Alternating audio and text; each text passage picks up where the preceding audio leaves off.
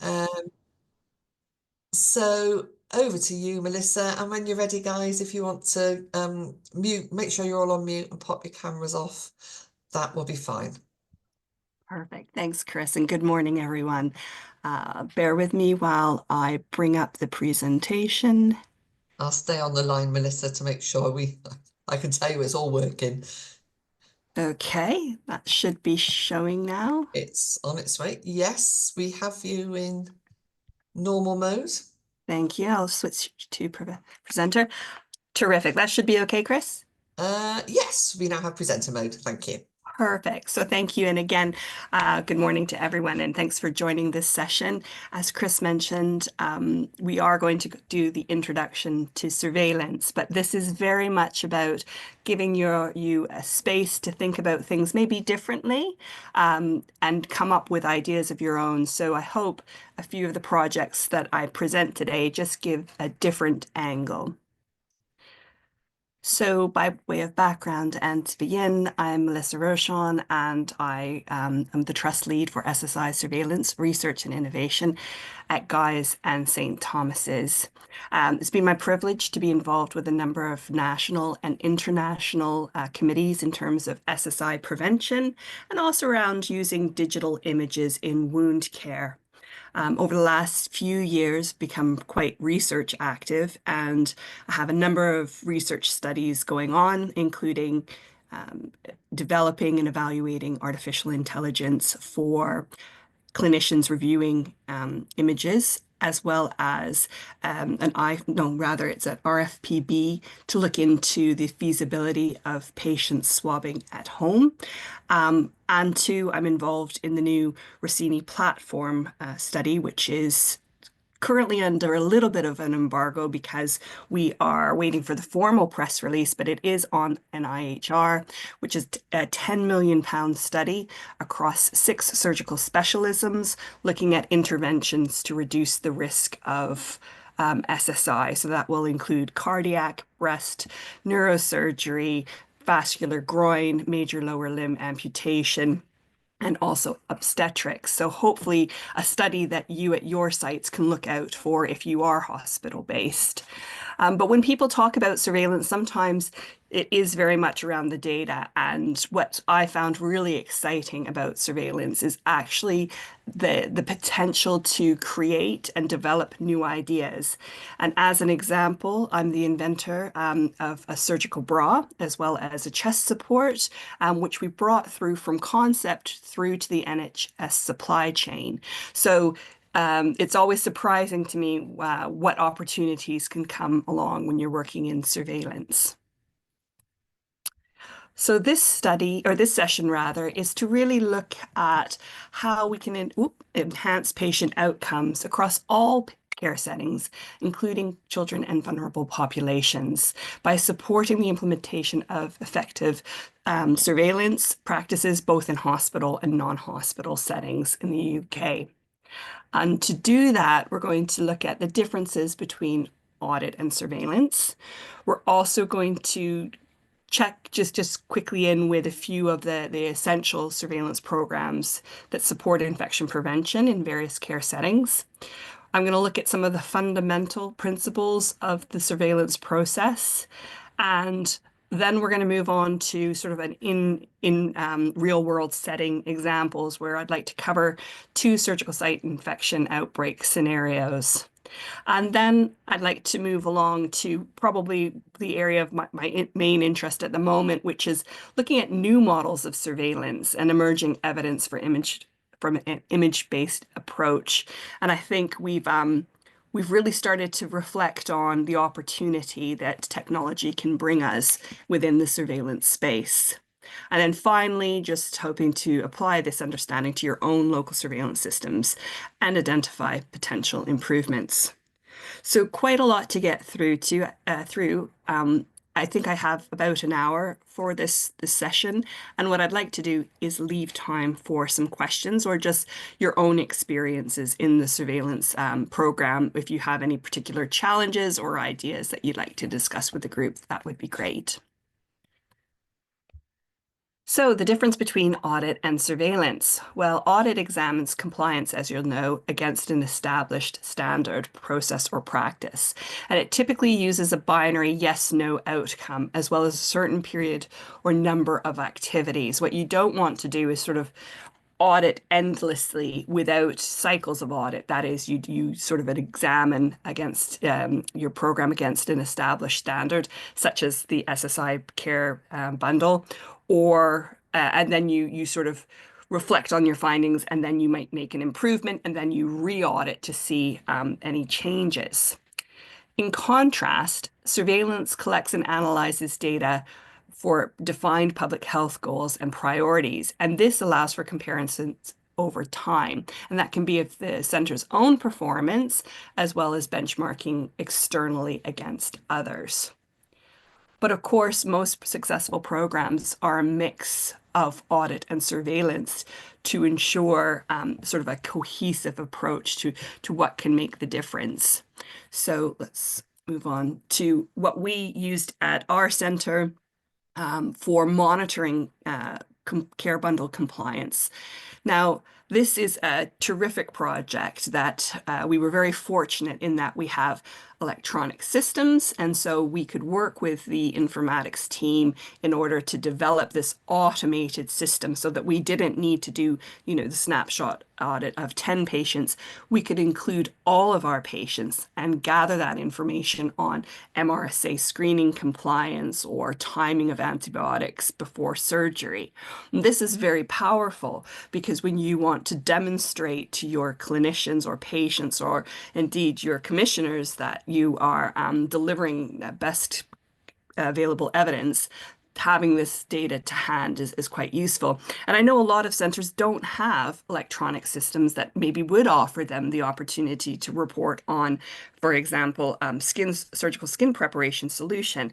But I'd encourage you to explore opportunities.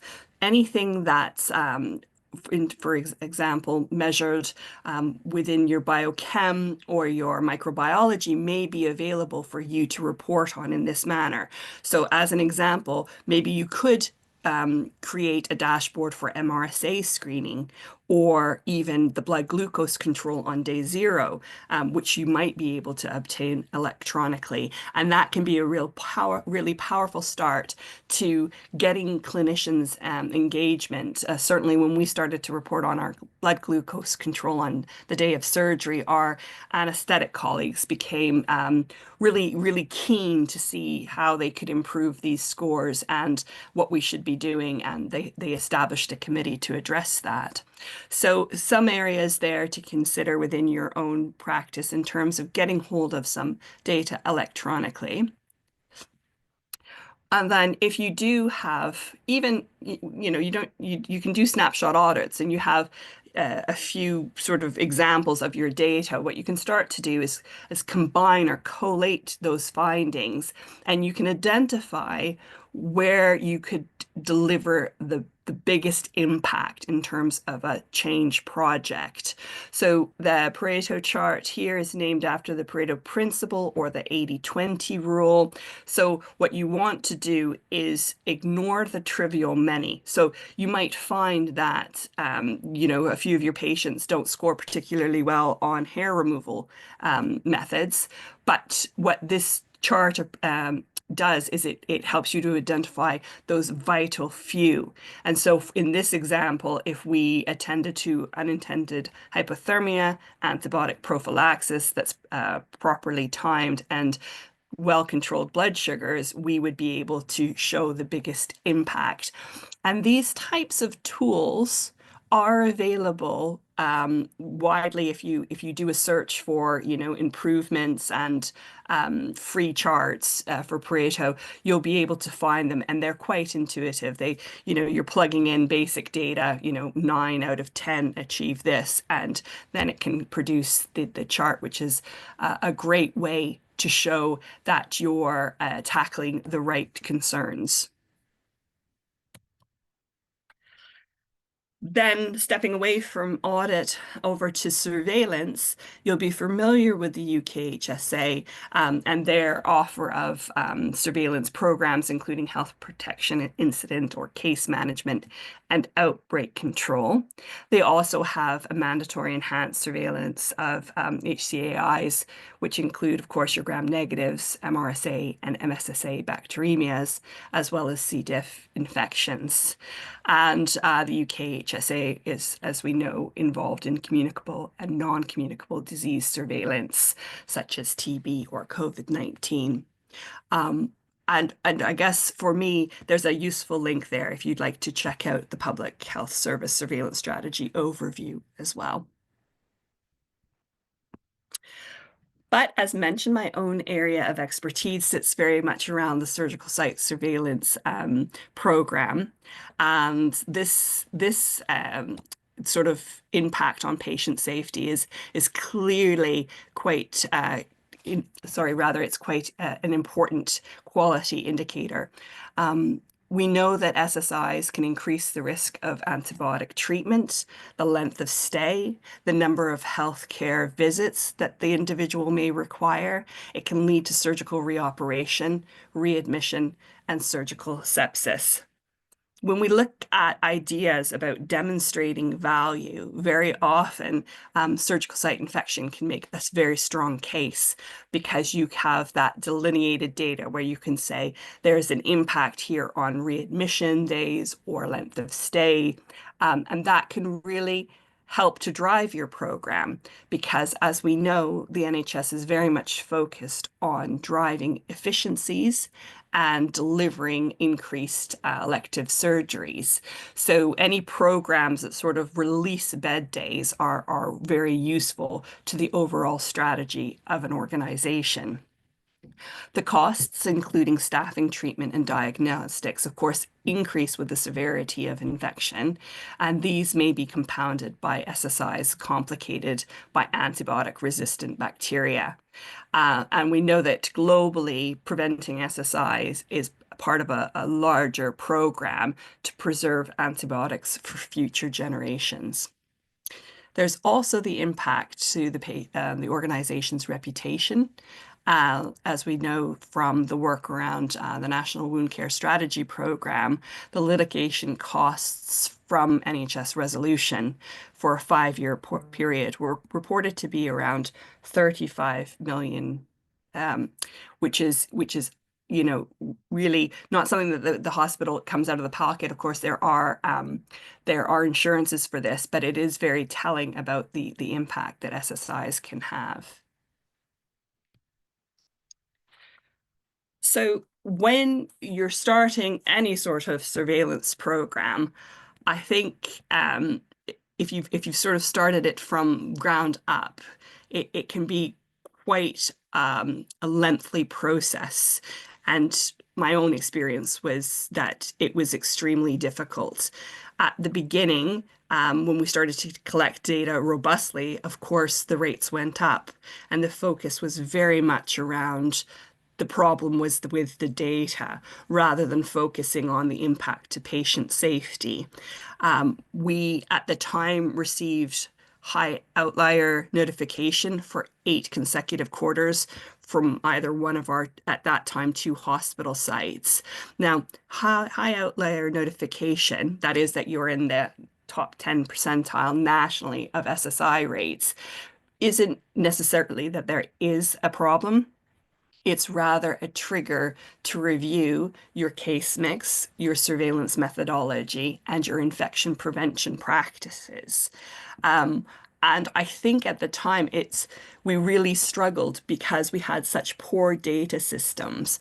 And when I say poor data systems, I mean that we were collecting manually the numbers of infections and the number of operations, and then we were plugging that into an Excel sheet, but we weren't using the Excel formulas. We were using a handheld calculator. So one of us would go home and they, use their calculator to come up with the rates. And then the next day, the matron would check it again with a manual calculator. And that led to quite a few errors that were simply human errors.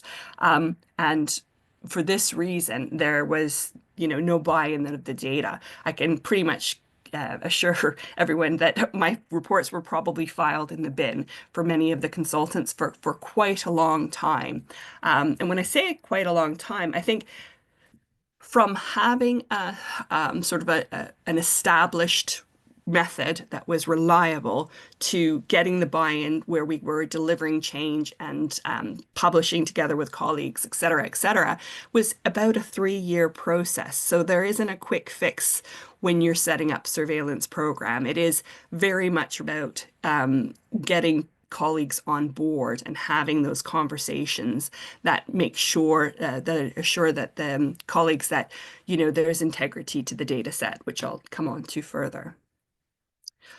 So one of the key components of a successful surveillance program is a robust definition, and you'll probably be familiar, at least with passing familiarity, with the UKHSA definitions for SSI, which categorize in effectively 3 areas: superficial and deeper, both incisional concerns, and then organ space, which is, an infection that's more severe and involves the area manipulated or handled during the surgery. So for us, one of the considerations is applying this definition consistently. And at the time when we were receiving very high notices of, or rates were quite high, the governors decided to have our processes reviewed by external auditors. So we had, on 2 separate occasions, colleagues from Deloitte or the London Consortium come in and examine how we were providing our data. And one of the questions I was asked by these auditors was to show them evidence that I was applying the definition consistently. And for us, we had taken the decision to put all queries in writing to the consultant concerned. And that was a strength of our program because we also included the definition we were using. For example, if we were saying purulent drainage from the superficial incision, that was stated that it was detected on primary admission and the date of operation to confirm it was within the 30-day period. We also included a link to the protocol for our clinicians, so there was the clear methodology. And then we would show the auditor that query, and again, that data, once confirmed, entered into the system to the UKHSA on the criteria that we had proposed to the consultant, which sounds like common sense, but actually most people cut corners. And when you're undertaking surveillance, it really is about being consistent and methodical. The other evidence I had to provide was show an example where the SSI was queried and refuted, and that we hadn't recorded it in the UKHSA database. And sometimes that for colleagues, when a clinician is refuting, it might be a corridor conversation where the consultant would say, yeah, I saw your email, not an SSI. And then you would, not record it. But what the auditors wanted was that written refute. So we make sure that all of our colleagues confirm or refute in writing, which helps very much with the buy-in with the clinicians. As you remember, with those high outliers and concern over the data, at the time, at the beginning, the process wasn't to confirm in writing with the clinicians. But once we started to confirm it, colleagues knew that we could demonstrate from a consultant each of the SSI were confirmed. Having said that consistency is key in surveillance processes, there are some, of course, anomalies within the devolved nations. And with some examples here there are differences in the surgical specialisms that we will cover. For example, in England, we don't include C-section in our surveillance program. There are differences in data collection, and this is quite interesting, particularly if you don't have a lot of resources. In Northern Ireland, for instance, you can undertake a light surveillance option. And that just means that rather than collecting all of the the additional data like the BMI or the ASA score. They're really looking for what's your denominator, like the number of operations against what is the criteria of the SSI. And that is a really a much more manageable way for centers to provide their data. There are also differences in duration. And that this is national and international, there are differences as well. In England and Wales, for instance, we surveil superficial SSIs up to 30 days. But if there is an implant in situ, we will continue surveillance for up to a year. And in the States, of course, they stepped away from that and moved to a 90 days, which Northern Ireland has also changed. So it really does depend a little bit where you're based in terms of what sort of surveillance program you're offering. But overall, the idea is whichever system you're within, that you follow the protocol and you make sure that you're reporting as per those guidelines. And that is for me, it's a bit of, I don't want to say it's contentious, but it's often surprising that you speak to colleagues and they'll say, oh yeah, we submitted our data to the UKHSA, but it was all retrospective. But really for the protocol, it needs to be done prospectively. That is by trained personnel visiting the wards 3 times a week and not by retrospective note checks, which is actually when I started in my role, what we were undertaking was the retrospective note checks, which wasn't the prospective surveillance program. And that's important because it's actually the prospective surveillance undertaken by trained personnel that has the evidence base of reducing the SSI rates by about 30%, because you have that program of being there and also feeding back to colleagues contemporaneously. So from our own experience, in terms of delivering, a program that was audited externally, and we were able to provide assurances that actually we had a really robust program and were able to demonstrate data quality across that program. And this includes the elements of completeness, uniqueness, accuracy, validity, timeliness, and consistency. So you want to have complete data for surgical site surveillance. That's making sure you're identifying all of the relevant operations based on the OPCS codes, but also offering a post-discharge element to ensure that you're not missing those community SSIs. The data also needs to be unique in terms of relevant. So you don't want to be duplicating data sets. So an example there is if you have surgical colleagues collecting their own SSI data for their own projects, and then the sort of nurse-led is siloed and separate to that. So you need to make sure that you're all pulling in the same direction. Accuracy.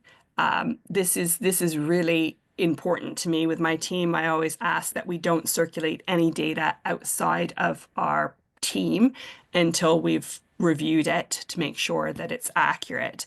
And part of that is getting to know the experts, reaching out to UKHSA or other centers with established surveillance programs if you have questions about whether or not some case should be included. Validity, I think for the external auditors, the fact that we were using the UKHSA 2013 protocol was sufficient to show that we were using epidemiologically sound definitions. And then timeliness. We found at the time, and again, I've been in surveillance for probably over 15 years. At the time when we submit to the UKHSA, we wouldn't get the quarterly report back for sort of 6 months later. And so we moved to monthly reporting plus 30 days to ensure that we had that opportunity to identify any outbreaks at the time rather than waiting till a point that it's too late and we'd missed the boat. and consistency. And other models use the term integrity. So there is what is and what is not considered an SSI. And so for us, we maintain our SSI rates, but we also maintain what we call the exceptions and exclusion lists of SSI that may, or concerns that may look like they could have been an SSI, but weren't either because they didn't meet the definition or they were refuted. And so I think keeping robust records is really, really helpful. So we really found that in our experience, it's important to focus on the patient safety and the experiences of and develop experience and measures to reduce SSI. And that was a real win for me is when people stopped focusing on the data and the data being problem and moving across to actually there is a problem and it's my problem. And that was, that was a corner that once you turn it, it really becomes much easier. It's important to have an auditable process to demonstrate data quality. You never know when the external auditors are going to be called in on your program. And at the time, it was really stressful, but I learned so much and a lot of valuable lessons came out of that. Having a senior or executive lead is also really important. We set up a WIP, the wound infection project, and it was led by our lead for clinical risk. And that really helped to bring together the key stakeholders from theatre, surgeons, etc., under one umbrella and move the work forward. We got to a point where we actually didn't want to have SSI, a separate SSI committee. The exec felt that we should have a standing agenda item, surgical site surveillance, on the divisional reporting. So that changed, again, moving away from a silo. You don't want to be a silo. You really want to be embedded within the surgical program where other complications would be reported and not sort of separate to do that. Um, I talked about having the clinician confirm or refute in writing, and that was a key to improving our program buy-in and making sure that there is an overview of what key stakeholders are doing. So when you're doing a quality improvement project, it's really critical to keep track of what you're implementing at what point so that you can show what impact that intervention may or may not have had. And I think sometimes with colleagues, they run off and they start a project and there's lots of enthusiasm, but that key learning might be lost without detailing dates. And consider using control or run charts when you're reporting concerns or demonstrating impact. And I will show some examples of that.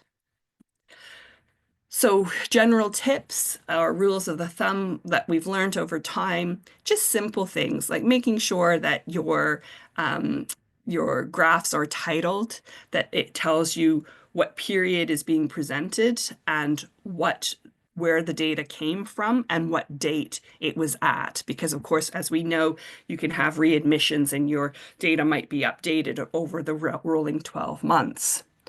We found that it was antagonistic to report low volumes separately. So as an example, where consultants would have, when I came into the program, the consultants would have their own SSI rates.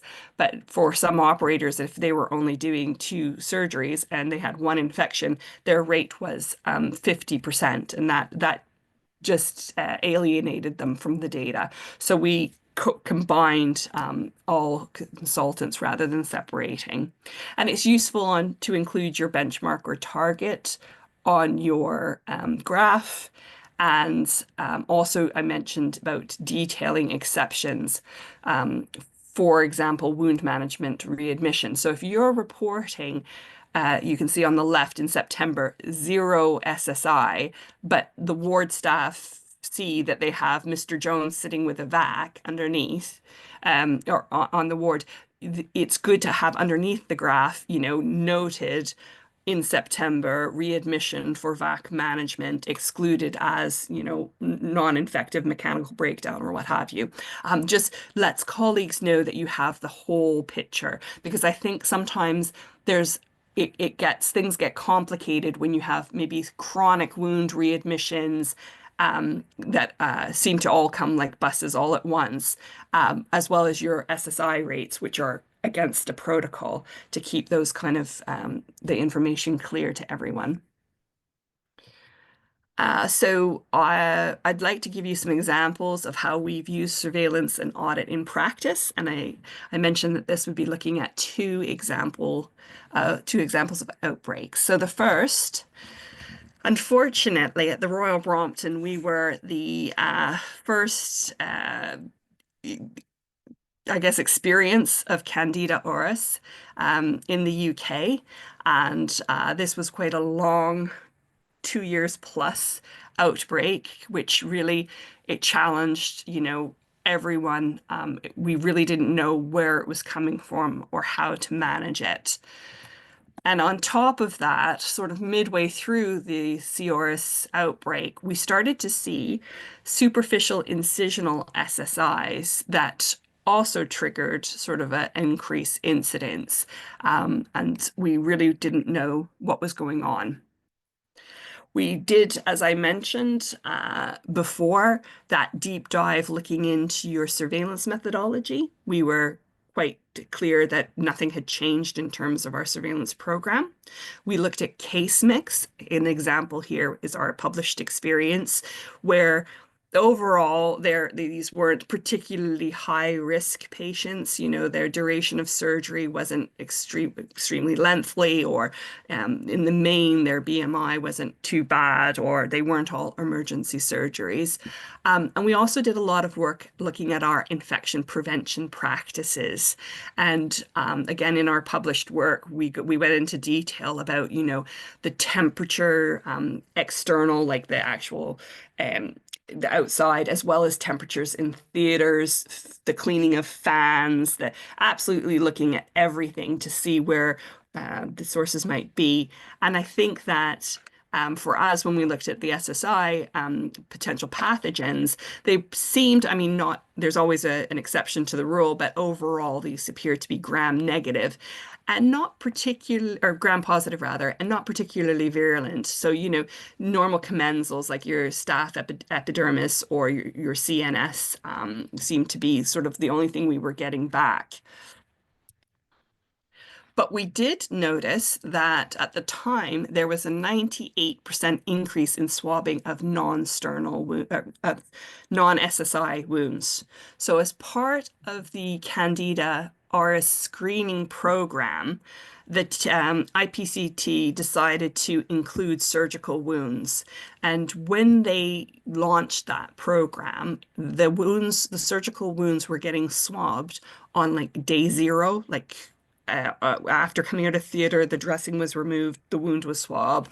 The next day, like so these wounds were getting disturbed, and we know that if there's sort of sutures or foreign material present, it takes far fewer bacteria to create a problem than without. And so what we started to postulate is potentially this mechanical disruption of the surgical incision with these swabs was effectively inoculating, commensals into sort of deeper tissue where, this is where they can cause a problem.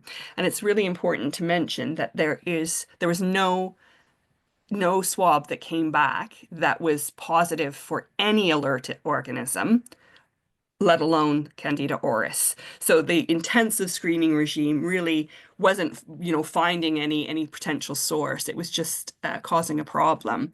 And we used the control chart to show this impact. And you can see there are the sigma, 2 sigma, which is the dotted line. When you cross that line, it flags that there may be a concern you need to be investigating. And then 3 standard deviations from the mean really is when, hey, things are going quite out of the norm here.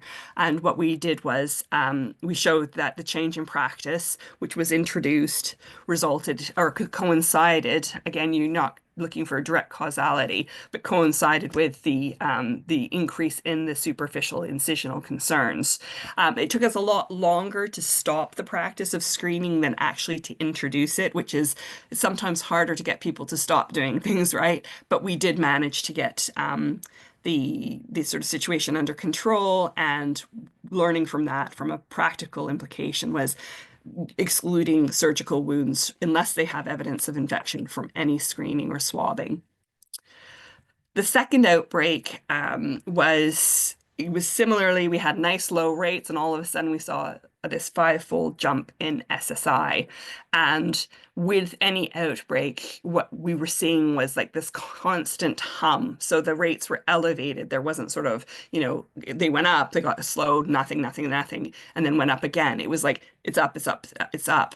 And it was interesting that what we were seeing on the swabs was really a mix of pathogens or potential pathogens, and that these seem to be in the main gram negatives, often associated with the environment or external setting. And again, apologies that the focus on the first picture isn't particularly good, but unlike the first outbreak where you saw sort of that localized area of infection, the concerns here were more general and diffuse along the incision. And what we thought was, in conversation with the consultant microbiologists, is that given the variety of the pathogens and the steady stream, that this would be likely linked with a widespread process and not linked to an individual team, single theatre, or ward. And what we had noticed was a recent change in practice of non-slip patient issue slipper socks being used for patients to walk to theatre.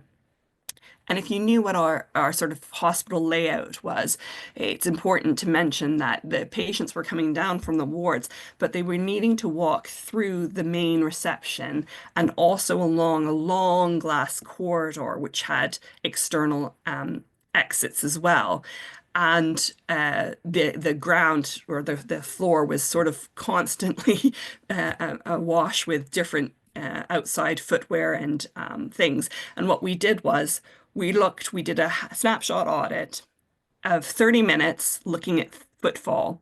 And during the half hour, there were over 200 patient and staff passing with a mix of trolleys, laundry, and rubbish, etc. And that was what the patient was walking through, was this sort of tract. It was in April, I still remember. There was kind of that wet, dirty boot coming through. And what we thought was maybe that these anti-slip socks were a potential source of dust and mixed bacteria.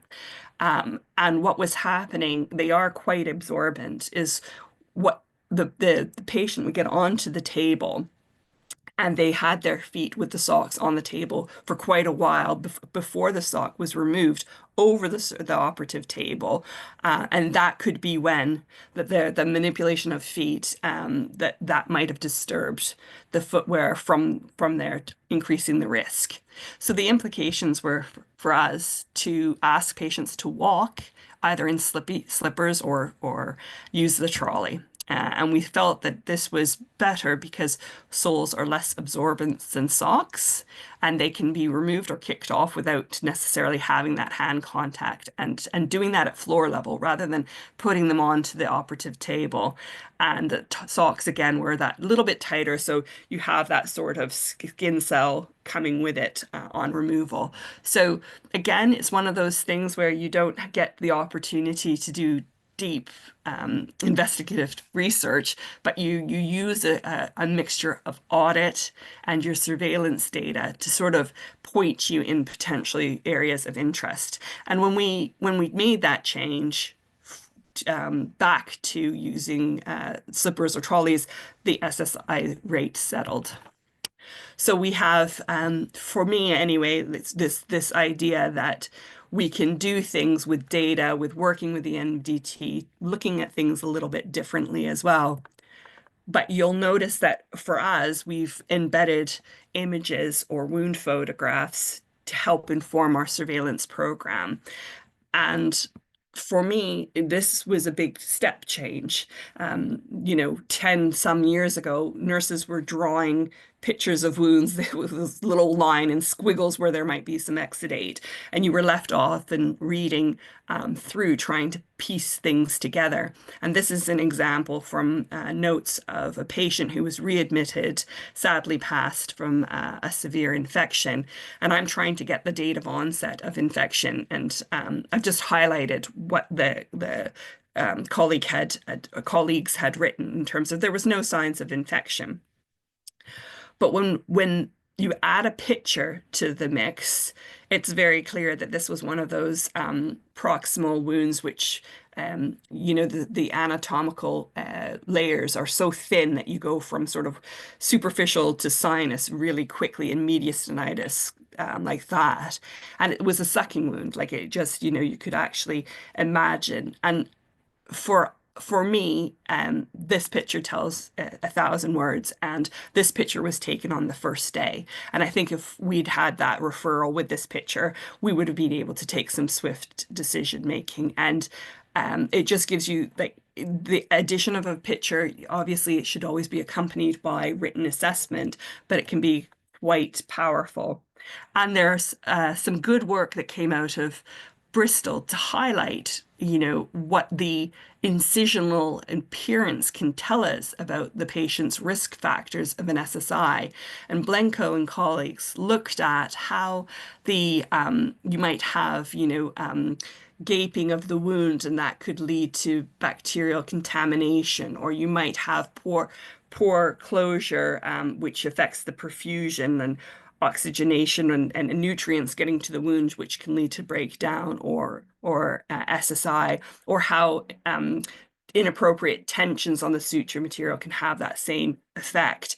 And so we have always said, hey, it's surgical site infection prevention is a combination of great infection prevention practices as well as meticulous surgical technique. Now, I'm not surgically trained, so I have my limits here, but I can appreciate what this might mean in practice when I look at some examples here of what we might learn from the incision itself. So number one is an example. The lady came back actually with a open wound at the bottom of her sternum. And what we thought at the time or previously without pictures was, oh gosh, maybe she was wearing a bra and it rubbed on the wound or something like that.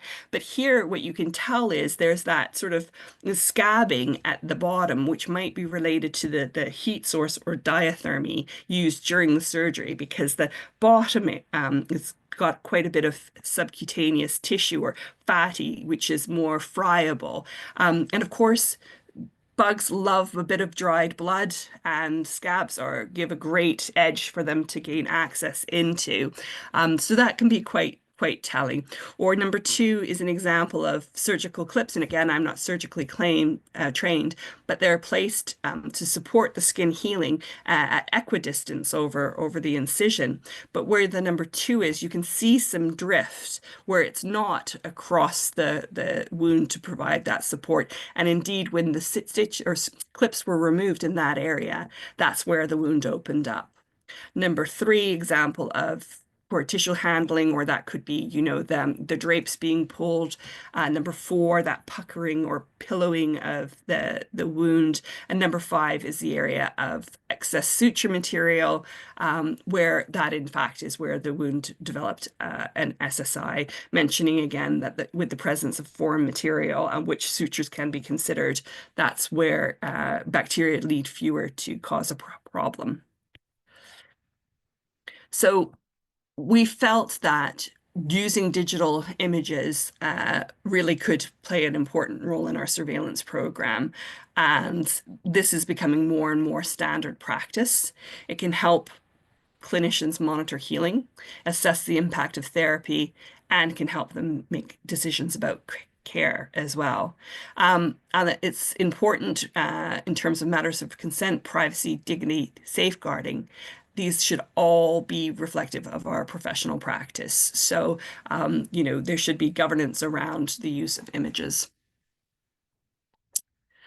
And this moves me on to the final part of this session, where I just want to chat about the idea that things are changing around the surveillance methodology. And if we accept that surveillance data and information are necessary to drive quality improvement, and that most infections occur after the patient leaves hospital, then it follows that the proportion of infections post-discharge, or sorry, rather, that we accept also that the proportion of infections is set to increase as hospital stays shorten, either through the ERS program or day surgery. Then, of course, post-discharge surveillance, which was kind of always an afterthought or poor relative, is now becoming more important. And it's really at such an early stage of innovation. There was a systematic review in 2023 that looked at remote wound monitoring with wounds, and there were only 14 studies, and the median number of participants was 45. So it is early days, but I think that we can now, with our guys in St. Thomas's experience, we have over 20,000 unique patients who've contributed to our remote wound monitoring program, that we are understanding how national surveillance can be combined with care delivery. So we don't just want to focus on the 30-day outcome. We actually want to intervene and reduce the risk of the patients developing an SSI or the SSI becoming more serious or lasting longer than it should. We have to take into account the patient's needs and preferences. Patients really are happy to use digital, but that's if it provides a two-way conversation or communication with the healthcare worker, and that they're able to gain access to the healthcare setting. And for staff, we need to look at new ways of working, including leveraging artificial intelligence or AI. So we did a study across looking at the barriers and facilitators to SSI surveillance, and this is published work. We worked with semi-structured interviews with about 16 staff and performed thematic analysis. And what we found is that our colleagues were telling us that inpatient surveillance is becoming a bit of a waste of time because nobody is in for long enough. And it's very labor intensive if you want to do post-discharge surveillance, which I think, if you've tried, will resonate. So using patients' smartphones is quite an efficient way of obtaining this information, and there's a published study there that suggests this. And of course, we have now a high quality randomized control trial, the TWIST study from McLean et al., that suggested that using patient smartphones could be associated with detection in the first 7 days, and that we're reducing community healthcare attendances without increasing hospital attendances by using this sort of approach, and that patients really like it, and it gives them sort of better quality advice. So in our own organization, we use ILA, and we send secure pre-programmed SMS texts or emails requesting wound images and information on healing. You don't want to just have the images on their own, as I've said before. Patients don't need to install or register anything, and they can initiate their own follow-up. So if it's in between the weekly request and they notice a change, they can let us know. And it's a human that's responding to all submissions, providing reassurance, practical advice, or if needed, referrals. And this is what it looks like in practice. You can see across the healing pathway of 4 weeks, the patient is supplying information. But what's really interesting is the patient is saying, no, my wound is not opening, and that's highlighted in the box. But you can see in the last picture on the right that really the distal end is starting to open up. And indeed, we got that patient back, and we're able to do, IV antibiotics rather than requiring return to theater. So for me, the pictures can help with data accuracy, but they can also give us an opportunity to intervene to make sure that the patient's concerns don't become more serious. I need to update this slide. Actually, we've had over 220, or no, 150,000 submissions already. Our patient response rate is maintained over 85%. And that's without, up to 3 phone calls or anything. That's 85% without us doing anything. So really, really easy for the staff using it. There's a lower risk of readmission, surgical revision, or outpatient attendances, which is great. And we're finding out new information, like we're learning that 1 in 10 patients are reporting receiving new antibiotics for their wound after leaving hospital, which is much higher than we would expect. And that gives us a great opportunity to work on new projects. And our median time to respond to these patients is under an hour. But of course, transformation is hard and digital transformation is harder. There's a high failure rate in even the most tech-savvy industries like telecommunications, and in traditional industries like healthcare, the failure rate is even higher. We had a long journey from competitive tender process through to procurement to build the solution, as well as measuring across the time. And of course, we're still learning about matters of inclusivity. So we have to deep dive into our data, and we're finding that individuals who are from Black or mixed ethnic groups are far less likely, 60% less likely to engage in C-section with the remote wound monitoring. Have to note that there are smaller numbers, but we need to make sure that we're addressing these concerns or inequalities. And finally, this is a new workload. I used to get excited when there were 50 pictures submitted each week. Now there are, 1,500, and we need to look for more solutions. So part of this work is through wisdom. I mentioned already, this is developing and evaluating AI to help clinicians review and prioritize images. Briefly, we developed the AI, we have to validate it. And in our feasibility study, that is an RCT at St. Bartholomew's and in Newcastle, we're close to recruitment now, which is a great thing to be able to say. And we hope that we'll be able to deliver some really meaningful benefits to staff and to patients. So just quickly, I'm conscious I'm in my last sort of few minutes now. But about the AI, the first thing is that the picture needs to be clear in order to be useful. So we've developed a blur detection model that prompts the patient or clinician to take another picture if it's not well focused. The AI needs to look for the wound area, and that should include any adjunct incisions such as drains. And we want to look as well for wound closure materials like clips or non-absorbable sutures, just in case those are staying in longer than they should. We want to look for descriptions like gaping, opening, or unexpected tissue or fluid to flag whether there's a concern. And there's sort of an example of the overall what we have developed that's shown to the clinician as well as the flag whether or not it should be a priority review. And that just helps us to start our day if you have, hundreds of pictures to go through, identifying those that you'd want to address and get to wound clinic early. So the take home for this session, I hope, is, as mentioned, a bit of a headspace to just have an hour of looking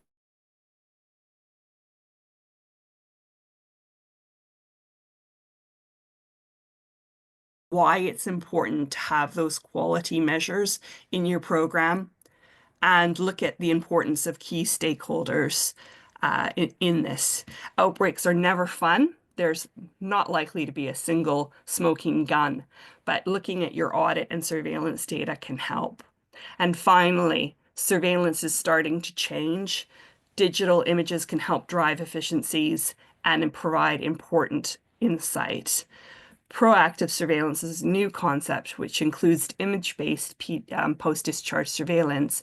This isn't just about a single submission at 30 days. You don't need a picture if you're only getting that at 30 days. It won't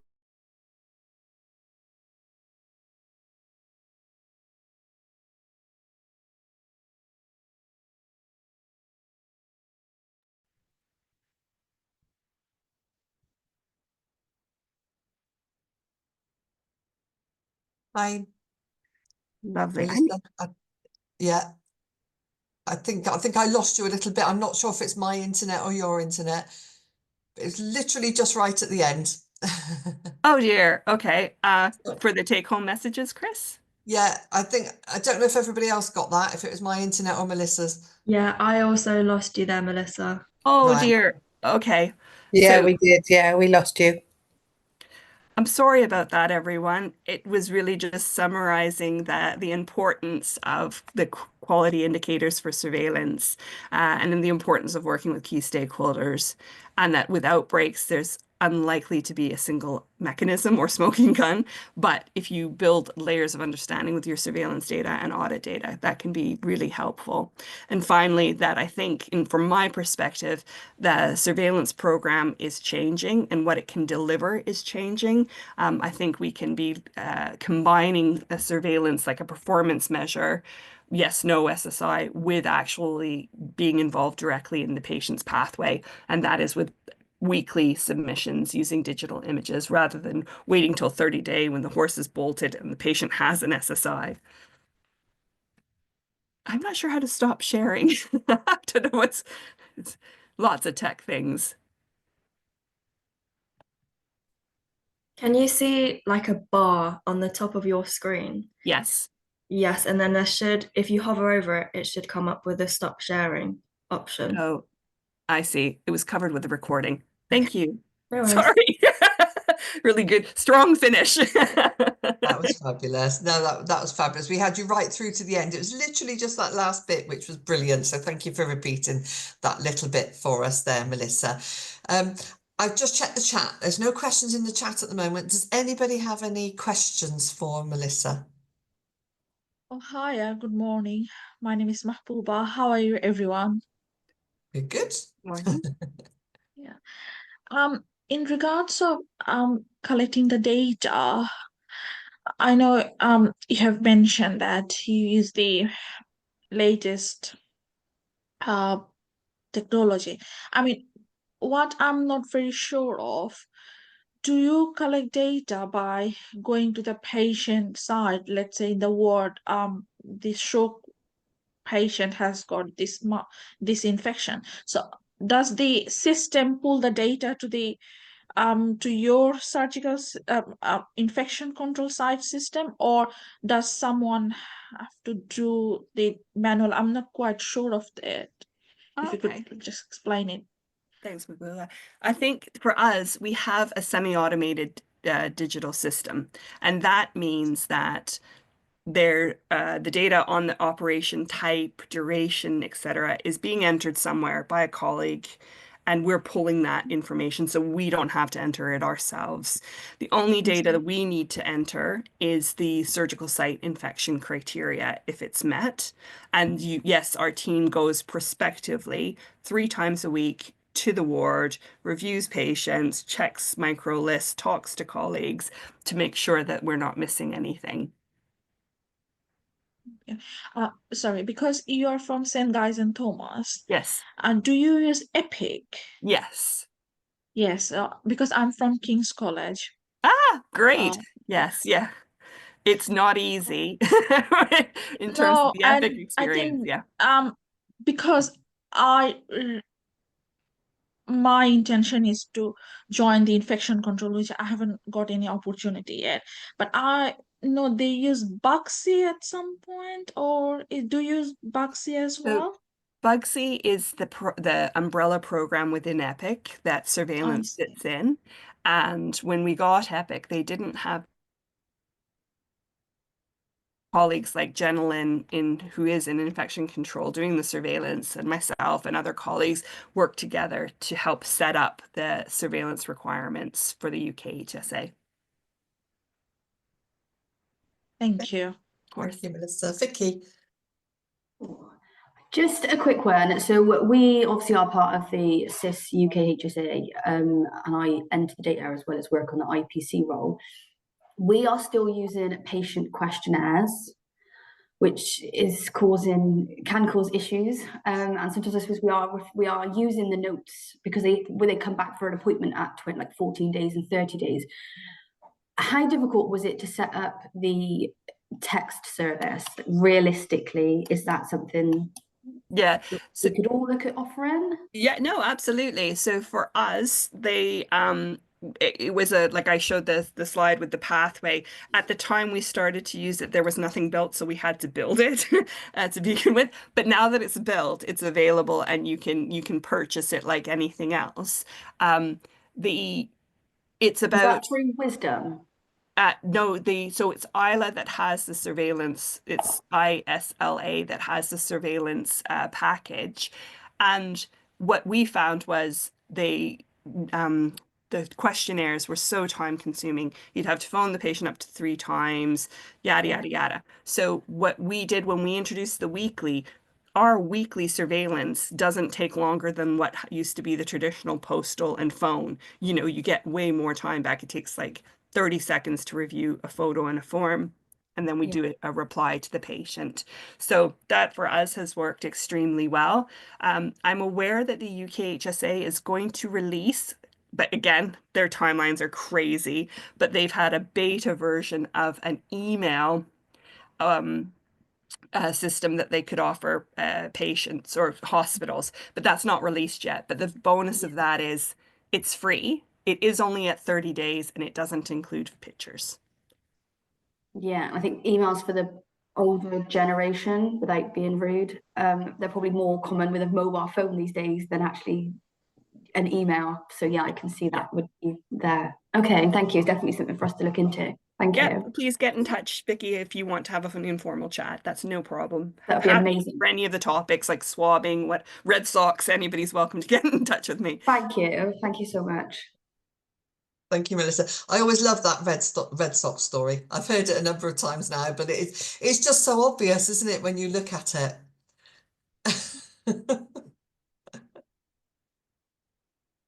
Oh, I think we've lost sound now from you, Melissa. Me?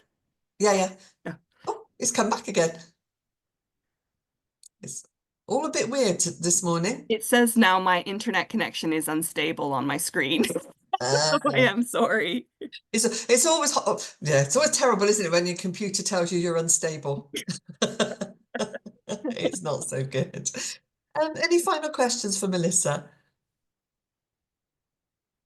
No, thank you once again, Melissa. A great presentation. Lots of stuff for people to think about there, and lots for you guys to think about as well as how you can use this in your practice, not just for surgical site surveillance, but that's what I think is the great thing about Melissa's talk, is it gives you really wide range in areas where you could use this kind of technology in. So thank you again, Melissa. Nice Thanks to all. see you. Enjoy the rest of the day. Thank you very much. Bye. Bye. That's lovely, everybody. So it's time for a break now. Okay, so hopefully some or all of you will have been able to see the demonstrating value session online. It was still, I noticed that Crystal had kindly put out a reminder about the session that was available on the LMS platform. So some of you have hopefully been able to view that, but if not, we're going to obviously talk through some of that again. And for those that have, please contribute throughout this session. But how I would just like to start is obviously going over the sort of aims of the session. And as I say, I'm going to be doing the demonstrating value, and then we'll have a short break. And then we'll look at the sphere of influence, which is obviously all working together. So really, we're going to just look at the principles of demonstrating value and thinking about that economic assessment, so that you can then recognise key language and the sort of most common approaches that can be used or are used when you are thinking about value. And that's obviously not just cost value, but it's probably one of the first things that we do tend to think when someone says demonstrating value or thinking about service improvement, quality improvement, any kind of change in practice. Possibly we tend to think about, making efficiencies or reducing waste and such like, which maybe has some element of cost, but not only cost. So we think about outlining some practical frameworks so that you can help to apply them in practice. to any change that you may be involved in. Looking to explain and articulate the value and thinking about key stakeholders when you're thinking about making changes and improvement, that you're not just doing that or trying to do that in isolation. Much better success when you think about who all needs to be involved, and thinking about them early makes a significant difference. And then describing and you're hopefully improving your confidence around project proposals, business cases, although we're not actually going into the absolute detail today on how to write a business case. Hopefully today then is giving you that overarching thought process around the importance of demonstrating value, what you need to consider, who you need to think about starting to include. And then when it comes to you, perhaps in your organisation, some of you will be in roles that you will be doing change in practice much more kind of within a particular unit or a ward or a department or a kind of clinical area, or within a specific scope. Some of you might be in roles that are obviously have a broader reach, so you actually maybe are also in potentially leadership management roles that you actually are right in the business cases. So not everyone would be doing that in the roles that you all have. So we won't go into detail, but get you to start thinking about that. And it also means that if you are aware of other changes happening in practice, they've got a sense of what is required, and how you may or may not be able to contribute to that.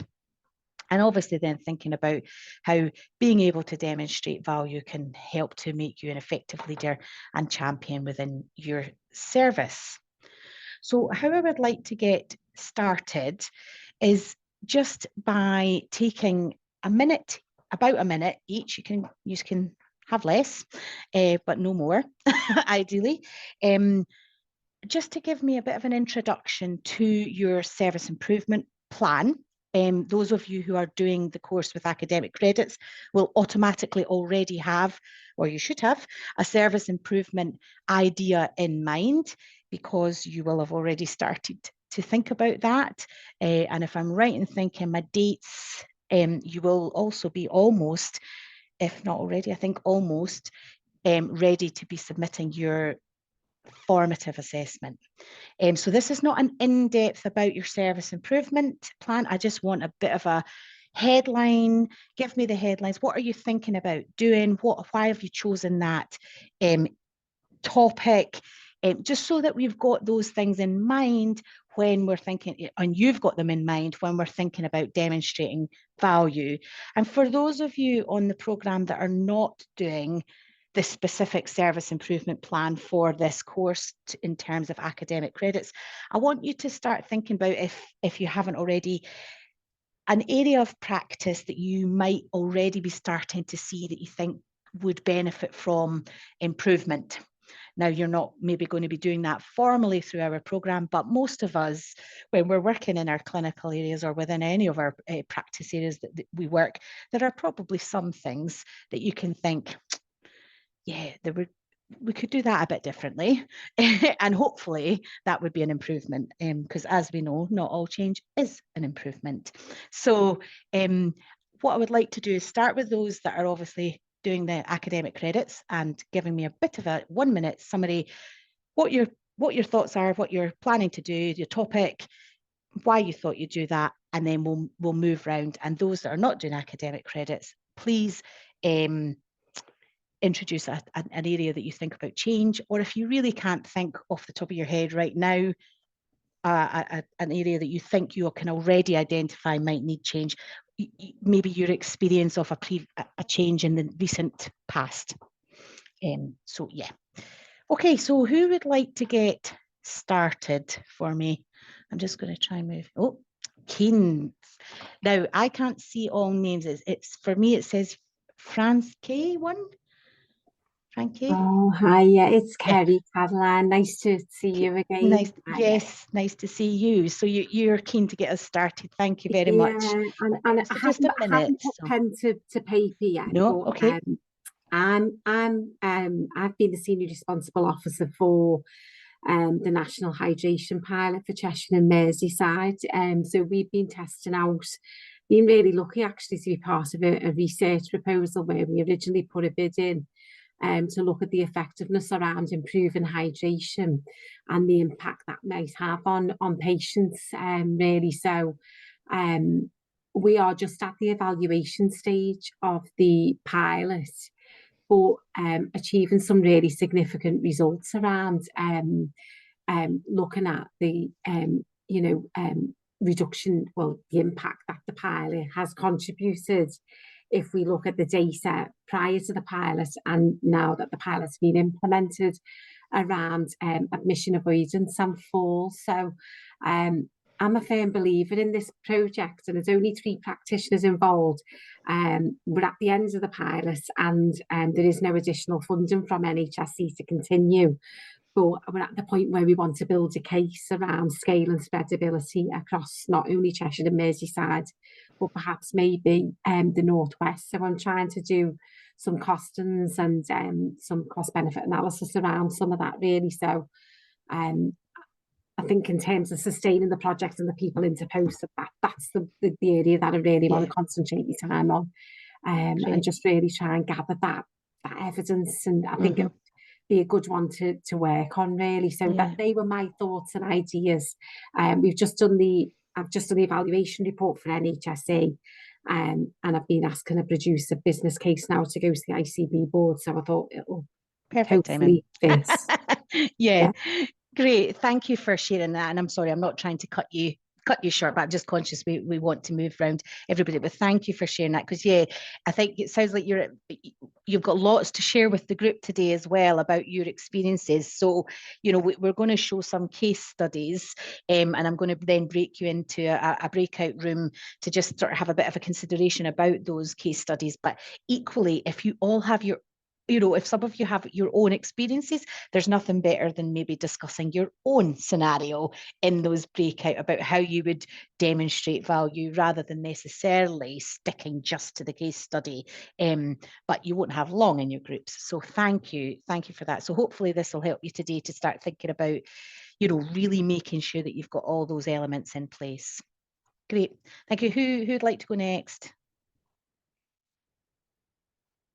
We're going to go to everyone, so please just come forward. I can't find Deborah. my hand to raise. That's quick fine. enough. I saw the unmute happening, so thank you, Deborah. And then we'll go to Vicky. Thank you. Lovely, thank you. So the idea I have is we've got in our trust a diarrhea and vomiting risk assessment tool, and it's not very well utilised. And it's not very informative. It's just, have they got diarrhea? Yes. And that's basically it. It doesn't say why. So I'd love to work alongside the ward to see their thoughts on how it can be improved and perhaps why they're not using it at the moment. And I want to numerically find out how much it's used at the moment, and after the improvement programme, how much it's used afterwards, with the ultimate aim to make sure that people were sampled and isolated in the correct time, rather than going, oh, they've had diarrhea for 6 weeks, which 6 weeks is a bit of an overestimation. But I want to empower the nurses to use this tool to make a decision and to sample and isolate in a timely manner, and not have use of laxatives as a reason to send a sample. Okay, great. Thank you very much, Deborah, for sharing that. Sounds like a perfect improvement project. Well, absolutely. Absolutely, because that's what we do. We have tools for everything, for governance reasons. But do the tools get utilised? And are they sometimes? Are we just asking depends what are we asking? We need to know the useful information from what we're asking. There's no point giving people tools that actually then don't get fully utilised, and then we don't actually have the information that we need, or they're not being used. So perfect. Again, just thinking about that kind of continuous improvement. So when you're what I loved when you said about you were already starting to think about asking the people that use the tool what works well and what doesn't work so well. absolutely key. They're the ones that use it every day. They're the ones that are going to have that knowledge, rather than sitting in a room and trying to come up and create and develop something and then saying you must use. So perfect, thinking about that involvement, and then also thinking about that continuous improvement. So not just looking at how well it's used now, and then after an intervention, maybe actually looking at how well it's used as you as you put the intervention in place, and then continuously beyond that for some time, just to see that we are actually maintaining that improvement, and it's not just a sort of ad hoc once look at it here and then look at it again, because then that's only 2 points. Maybe start to think about how you could look at less perhaps, but over more time. So perfect, thank you, Deborah. I think I then saw Vicky's hand go up, so I'm trying to see whose hands are going up. So yeah, Vicky, if you wouldn't mind giving us a wee summary. Normothermia is a massive thing for us. All of my patients are elective surgery, so pre-temperatures, intraoperative and post-op temperatures are a massive thing that we're looking at the moment. I've just got the go-ahead to launch some lovely warming gowns, which are very expensive. So we've got those for a 3-month trial. So I suppose from my point of view is hopefully reviewing the effectiveness of that and how that does massively contribute to hopefully our reduction in infections post-surgery. Yeah, great. Again, another fabulous improvement. And if you've already got the equipment, especially when it's expensive, yes, I can sense that sort of slight anxiety around that, because we get a trial about something that's going to be so important to look at actually how valuable that is, because we know that there's examples of where we think something would be useful, but if we just can't show that, is the cost of that intervention, but worth it. But equally, sometimes we think something will be valuable and it's expensive, and we don't really evaluate, and then we just keep sucking up the cost. And actually, it's not really giving us the outputs that we would like. So again, hopefully this will give you a bit of thought of how you might show that, display that, and share that with others. So thank you for that, Vicky. Now, I think I got Richard next. Yeah, so the piece of work I'm going to be looking at is, from an ICB point of view, we have system oversight. One of our providers has an outlier alert in relation to a couple of the gram-negative bloodstream infections. So we're going to be doing a deep dive into several cases, looking broader than the normal sort of 30 days pre-admission, but looking at that full pathway, trying to understand factors broader than just simply sort of the IPC direct factors, looking at any clinical factors that are making them more at risk, looking at any early warning signs if they've been on waiting lists, for example, to start to identify triggers for people who may be higher at risk for gram-negative bloodstream infections, to look at how we can adjust pathways to reduce that. So I don't know what will come out of it, but we've got around 20 case studies now that we're going to be reviewing with GPs, senior hospital clinicians, IPC leads and patient safety leads. Great, thank you, Richard. And again, what I really liked, I heard there, not only are you already thinking about your stakeholders and know who's going to be involved, but you've got an open mind, because you just said you don't know what you're going to find. And sometimes that's a really good thing. Sometimes we go into something, we think we know the answer, and that can direct us in a way that actually leads us somewhere we maybe shouldn't be going. So actually often with improvement, it's about taking that step back and going, right, okay, we maybe have a rough idea, but let's actually see what is happening. And I like doing those sort of deep dives of looking at the journey right from the start to the end. And it does take a lot of work, but I notice you only said you're looking at 20, which is good, because you're wanting to look at that full journey of what and how that might be happening, and getting to that point. So that's great. Thank you, Richard, for sharing. And I might not be going now in the right order, and apologies, but I can see hands up. So I've got Helen M. I'm in an ICB as well, so we coming at it from a different angle. I'm going to look at the care home sector.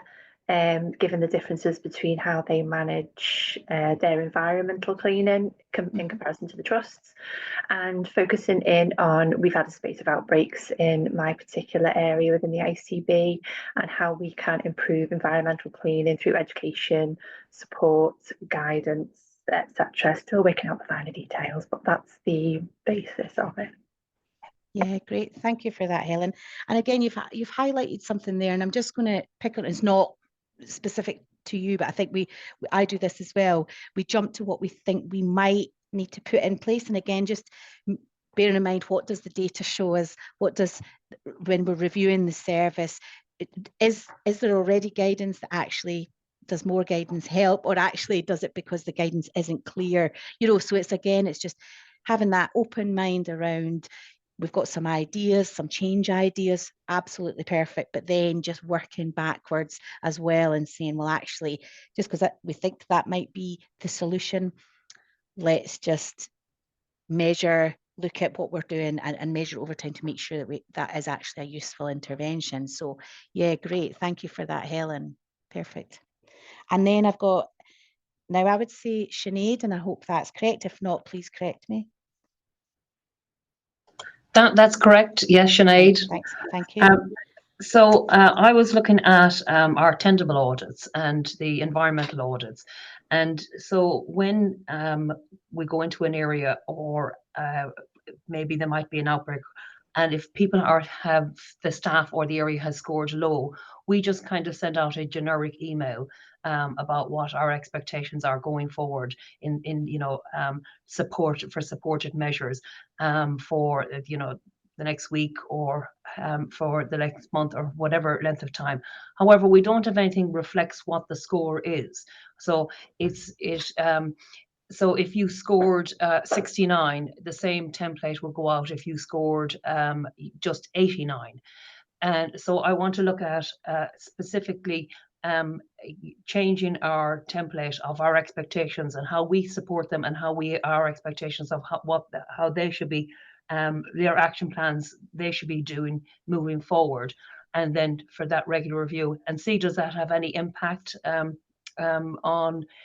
an improvement within their area, that they know specifically our expectations, kind of like when you have an outbreak, we know exactly what we're sending out to them, what our expectations are at that point in time, but making it more specific when they are scoring low in their area. Okay. Yeah, that again, that seems sort of really sensible, because I'm sort of thinking to myself, like, if I got a score, you would need that detail about what the expectations are around what actions I could take or not to take. So that again, it's about making that very clear, and not would be really helpful, I think. So again, but again, the involvement of others will be really important about what information do they feel they need as well, and making sure that you're thinking, yes, what you think you need to give them, but actually what do they need, and in the environments that they're in, they need quick, sharp information perhaps. So how can we do that in a really effective but efficient way as well? So great, thank you for that, Sinead. Okay. Julia, I've got next on my week. Yeah, hi. Hi. So I haven't registered for academic credit, but, that's fine. Yeah, great. Still looking at a service improvement plan. And actually, I work in an elective centre, and we're fortunate we have very low infection rates. But one of the things that I have noticed and want to look on is the overuse of gloves. Yeah. And obviously from that, it's the use of disposable gloves, the overuse, what is best practice, cost implications, environmental impact, and linking this very much to my ongoing campaigns around hand hygiene, and linking it with that. So a very simple thing, but actually I think that there's a massive overuse of gloves now. And I think that it's actually, and I see it just walking around, I see it. And so I think that it could, it's probably actually quite an important focus for us. And that's what I'm going to do. Great, thank you, Julia, for sharing that. And I smiled slightly because it sounds like a very simple thing, but we know it's not because you're absolutely right. The overuse of gloves is a wider problem than we would like. That's for sure. And one of the examples that I'm going to show you is around gloves, actually, just so that'll help you hopefully specifically. So that's good. Thank you for that. Sarah, I've got next. Sarah Collins. Good morning. Morning. So I'm new into post, completely new and green to all of this, hence why I'm here. But I want to do a gloves off campaign. Following COVID. Our staff, I can see, have got into some really crazy habits with gloves, and I need the evidence and the support to follow that through, to prove to them that what I'm asking or what we're demonstrating is the right thing to do. They'll follow, because they're all very experienced nurses who all think that they know what without, I don't know, it'll be tricky. Yeah, it might be, but then that's where your evidence comes in as well. Absolutely. And not only costs.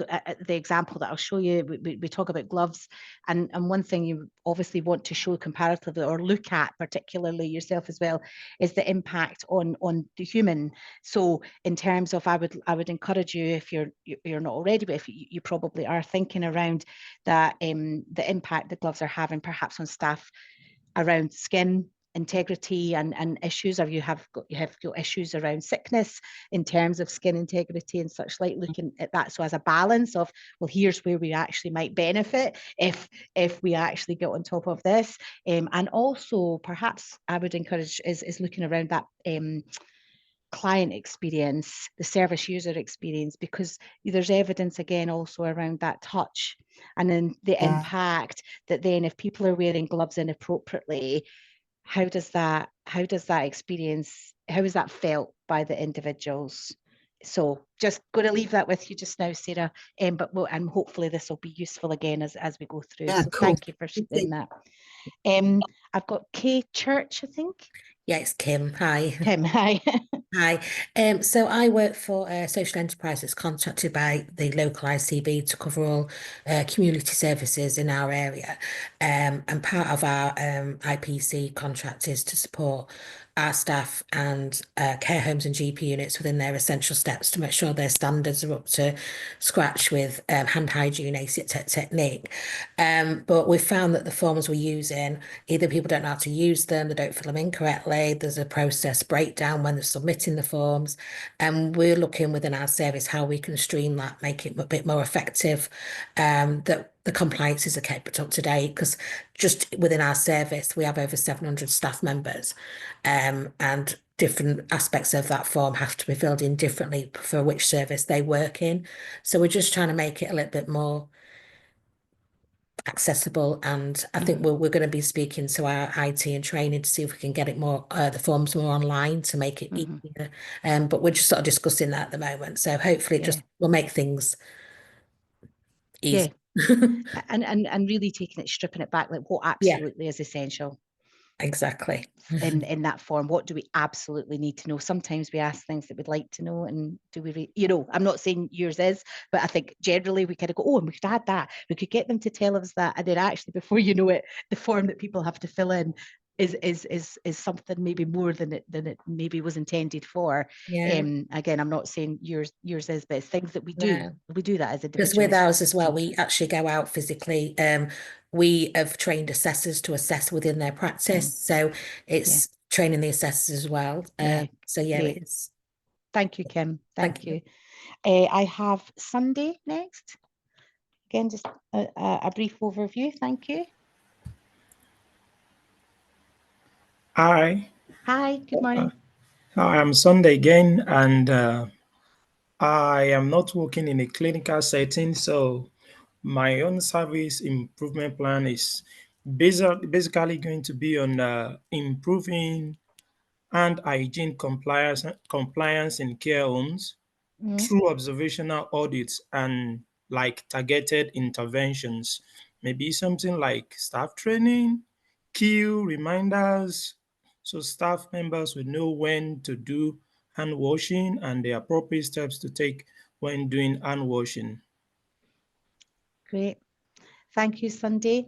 And again, just like we were saying earlier, it's great that we've started to get thinking about some change interventions that you might think that might work. And again, just thinking about how involving those that they actually will impact, and so that you get the best outcome. Because sometimes we can have lots of ideas, and actually sometimes just one or two can actually be the real key to that. And working with those in the care homes to really understand what might be the best, and not being scared to think that maybe one or two, if it gets you the result, perfect. You know, so great that you started to get those ideas. Thank you for that, Sunday. Thank you. And I have Annalisa, sorry, next.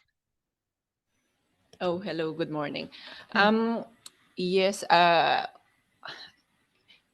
problem is we're looking at the cleaning standards or practices in one of the renal wards, because what happened is they had C. diff outbreaks, and on the ribotyping, there were like 2 of them was the same type. And then when we look into it, there was some issue on the placement of the patient, like the bed movement. It looks like they didn't clean it properly. So now we're looking at their cleaning standards and practices on the ward. So we introduce, or we conduct a UV tag cleaning review, which we've done it last week. We're gathering the data now, and yeah, and we're gonna present that result to them, and then start the service improvement plan, how we can address this issue. Yeah, great. Thank you. And again, very much involvement of the people that need to make the change, because that, you know, early, because then that really will help drive the change going forward. If you don't have those people on board, we might want to achieve something, but it becomes a much harder task. So fabulous. Thank you, Annalisa. Thank you. And I have next, I would say, Ginny, I'm not sure if that's correct. Sorry if it's not. Yes, it is. Hi, Caroline. Hi. So I will be looking at strengthening the roles of IPC link nurses in the clinical area, basically. So we review. I'm one of the IPC specialist nurses in my hospital, and what we do is we review all the patients who with high alert organisms on a weekly basis, like CP, MRSA, C. diff toxin, and things like that. So and we suggest, especially with the MRSA patients, suppression treatment prescribed correctly and applied correctly. But one of the major issues that we face at this point is non-compliance with it. So we suggest, we advise the IPC precautions and the treatment and everything, and when we go back next week, it may not be done properly. This is one of the major issues that we face majority of the time. So at this point, if we have a go-to person in the ward, so that they can make sure that whoever, maybe like 3 or 4 patients in the ward with high alert organisms, they have only 4 patients to look at, rather than having to look at every single patient in the entire hospital. So I think what I am planning to have is a quarterly programs of Link Champions study days, like running over the year, so that their roles can be strengthened and this can be resolved, hopefully, over the time. Yeah. Yeah, great. Thank you for that. And one thing I would just maybe say and get you to think about, if you're not already, because obviously it's great that you might want to involve those link champions and having the study day and things that you said. I'd also be keen to do a bit of a deeper dive of why are people struggling to comply. What are the reasons? And then you could actually potentially, that would also give you some really useful data about what are the reasons for non-compliance in that, because then you can actually maybe really target an intervention. If your data shows that it's a specific as 1 or 2 reasons, then actually there's no point spending too much time on this on the smaller thing that you think might be the solution, but actually because you've done the deep dive to understand the real reasons why nobody does, and sometimes it might be something we can't have a huge control over, time, you know, that kind of thing, that will be difficult, but at least you're evidencing that. Then actually, if you do now or in the future need to take to your management or to the organization, well, why is compliance so low? Well, actually, because the staff don't have the time. We can't fix that directly ourselves. So we're going to look at this, but I'm telling you that this is the main reason. And I'm obviously for yourself, but also for others, when you're thinking about your improvements, it's thinking about the real, having the data and then looking in at where can you make a difference, or where do you actually have influence, and we'll come on to that as well later. So thank you, Ginny, for that. And I'm just conscious of time. So thank you for all those that have shared. And I know some maybe haven't, and that's absolutely fine. But I think it was really useful to have that introduction to people's improvements, partly to hear all the exciting ideas that everybody has got, but also hopefully even just in the sharing of the ideas and some of the thoughts that I'm sharing myself as well, is just that it starts to get us all thinking about improvement and how important demonstrating value will be and is. So what if I'm sharing my screen, you'll hopefully be able to, can you still see the slides? Yes, we can. Yeah. Thank you. So defining value in healthcare, missing. Dr. Sally Lewis, she works for NHS Wales, and she talks about how important having that firm grasp on what value-based healthcare really means, and how it can be applied will yield those benefits for patients, staff, and the wider healthcare systems. And I guess it's about thinking about the cost, the financial costs, and the outcomes as well, and the benefits for users, and having those cost-effective elements. So it's not all about money, but we do need to think that what we're delivering is of high quality and of effective use of the services and the provisions that we offer in our services. And sometimes we need to make people need to make difficult decisions around introducing an element, and I think it was Vicky who had mentioned how, you know, they're on this trial with a really expensive piece of kit, and there might have to be difficult decisions around that. You know, are the benefits for the service users worth the value? And I know that maybe sounds quite harsh, but that is, we do sometimes have to make those decisions. And certainly if we feel it's valuable in the clinical areas or within the area in which you work, it's really important to get that sense of the data, so that you can really say and really champion, actually, this really is worth it. And here's how I can show you that it is. And I suppose there's just a recent example that I know where difficult decisions have to sometimes be made, and unfortunately that these things happen. I know that I just heard on the news just the other day, I think it was, or certainly within the last week, an example by the Scottish Medicines Review. They have just actually rejected the early stage Alzheimer's drug because they felt that the realistic benefits and the uncertainty around those clinical benefits and the addition and the sort of cost-effective estimates were just too high. Now, obviously, again, that's a really difficult decision for someone, but they will have had to take those measures, and they will have had to do that cost analysis. They will have had to look at the clinical benefit and the financial benefits to individuals, and have come to a decision. And not everyone will agree with those decisions. And obviously, again, as individuals, we will have our own thoughts around certain decisions that are made. Depends how close we are to that. I mean, I'm close to that. My dad had Alzheimer's. I would almost love to think that we would all have access to something that may be helpful, but I can also see from a professional point of view that sometimes that we just don't have that there available to us.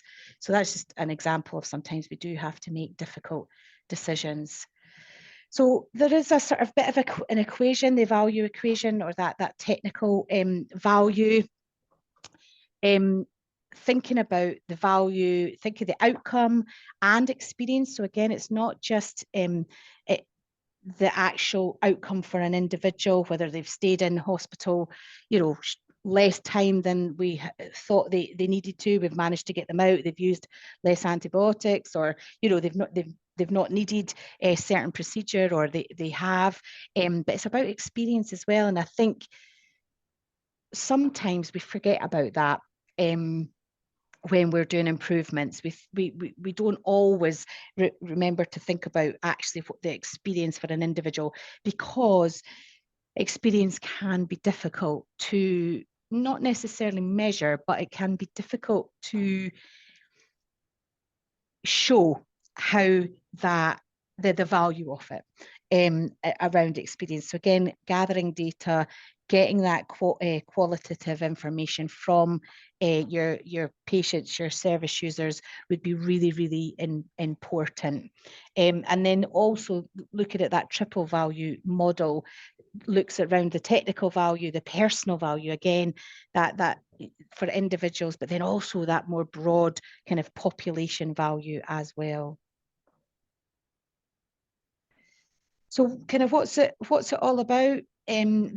Just to highlight here around the HM Treasury guidance. This is the guidance on screen. It shows you that for England and Wales, but you can see there that the other countries obviously do have guidance as well. And it's very much thinking about and looking at the rationale for what you're doing, why you're doing, and what you need to establish. Then you're looking at around your kind of costs, resources, the inputs. What do you need for the service that you work? How much kind of indirect costs, direct costs, and then the sustainability of that. I think somebody, and forgive me, I can't remember now exactly who had said around the funding was from NHS England was stopping for their project. And actually that then makes them really start to think about, well, actually, how are we going to sustain this now that we've lost that source of funding?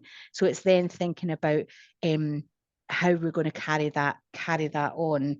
So it's really useful to think about and utilize the evidence. So when you are looking at appraisals and evaluations of benefit, that you look at the guidance to support you, any guidance that can support you around that. So just one example, a couple of you spoke about the overuse of gloves, and we're going to start with that. Oh, you hopefully, there we go.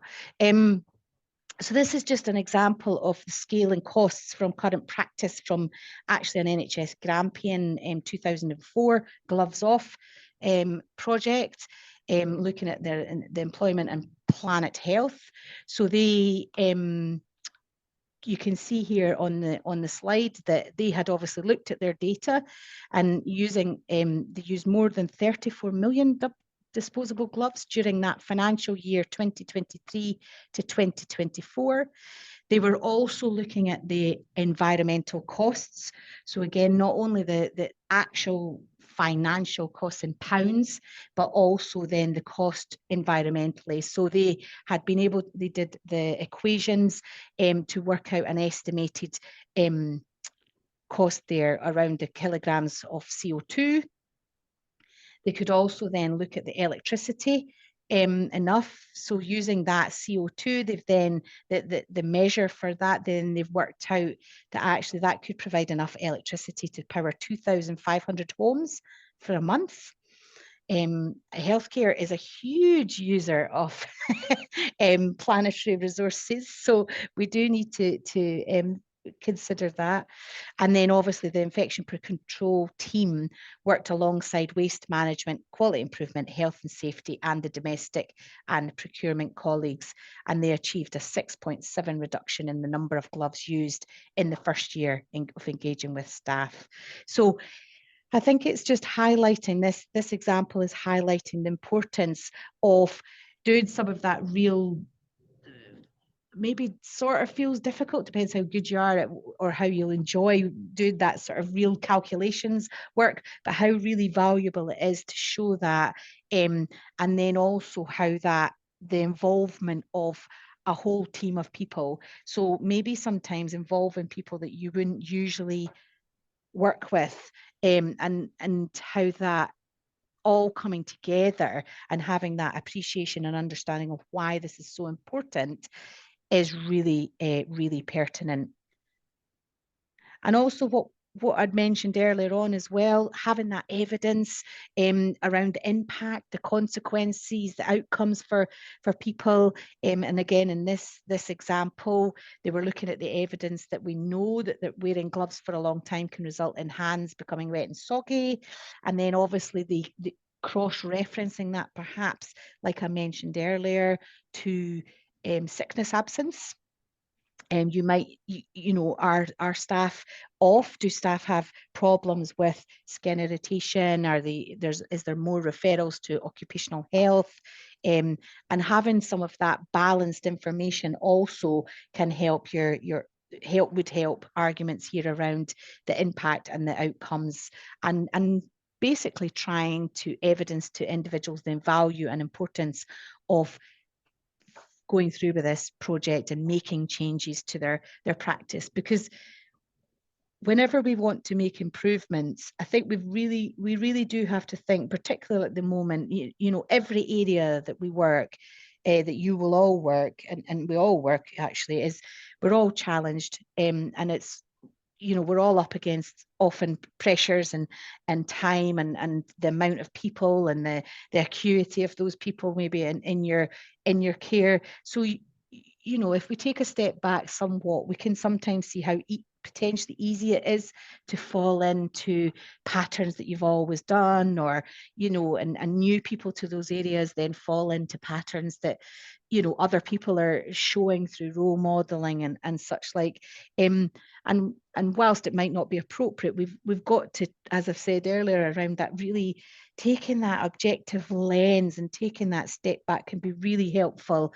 So although you think you know where you want to potentially go, I would challenge everyone just to step back that somewhat and actually really try and identify what are the real reasons behind this. And particularly if it's things like poor practice and things, is it poor practice because of lack of knowledge? Then fine, we can address it with more knowledge. But actually sometimes it's not, it's more than that. Sometimes it is about habit, sometimes it's just you know, in that moment they forgot. So again, it's trying to get to the core of that as well. And there's different examples here around different areas that have done work around the gloves off campaigns, and obviously the RCN as well had its glove off campaign. So anyone who's doing anything around hand hygiene or glove use, I would definitely suggest having a look at the RCN gloves off campaign on the website as well. This one's around asthma, but I thought I'm going to include it because, again, it just shows you here thinking about that kind of costs and benefits. And I hadn't realised that the number of asthma-related deaths in England and Wales has actually barely changed in the last 20 years. As you can see here, that says from 1,268 in 2001 to 1,320 in 2017, and that's a similar picture across Scotland as well. But the actual cost of caring for individuals with asthma is now exceeding 1.1 billion each year. And I guess then it comes on to that the bottom section there around the true cost of lung conditions. So you're not just thinking about the financial benefits, you're looking at the economy there. 188 billion a year to the economy. But then there's also the indirect costs around the associated loss of productivity from people who need time off work for their own health or to care for others as well. The costs attributed to GP visits. So when you're thinking about your projects, again, challenge you around thinking about the actual direct costs that you have, but actually what are some of the indirect costs around this as well? And we touched on that, the indirect costs of people being off sick, etc., and taking that into account. It includes here just to touch on some of the social costs, you know, thinking about the air pollution harms all of us, but obviously particularly around lung conditions. And then that expands out to actually, do we have any influence directly over some of those decisions that are made by government, etc.? Well, we have perhaps the opportunity to lobby and campaign, but equally we might not have direct influence. So when you're thinking about your improvement projects, you want to be aware of that broader issues, but then you might choose to kind of narrow it down so that you're really focused on something that you feel that you have got influence over.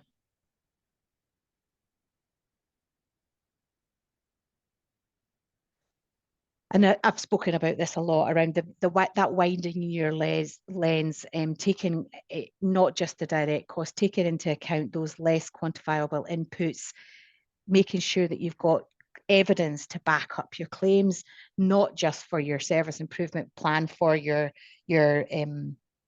academic credits, but generally, if you're putting any kind of business case, you need the evidence, whether that's actual evidence from articles, journals, books, but also evidence from data that you have collected within your organisation. What does it actually tell people and why is it important?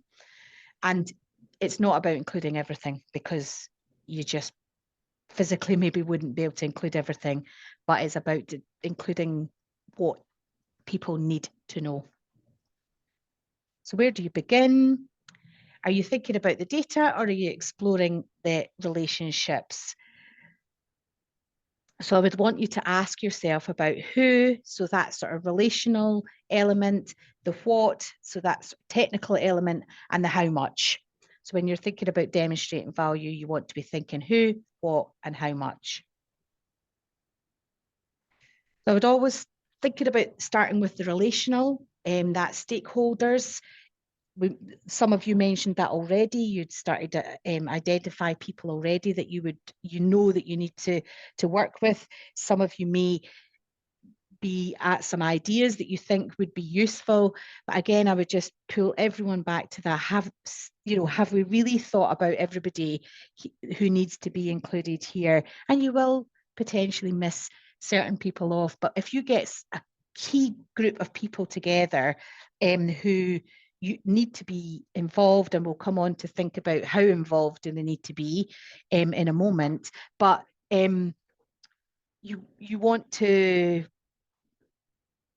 make sure that group of people, you might want to then say, well, who's missing? Who have we not got in the room? And I say the room loosely because it might not be an actual room, but you want to really start to identify those stakeholders, the direct stakeholders, both internally, externally, and then thinking about who do you want to influence and who has influence, and having to try and get those individuals together, and or at least having them engaged to some degree. It might just be about feeding back information to them or asking them to contribute some information, but they're not necessarily involved in the direct project.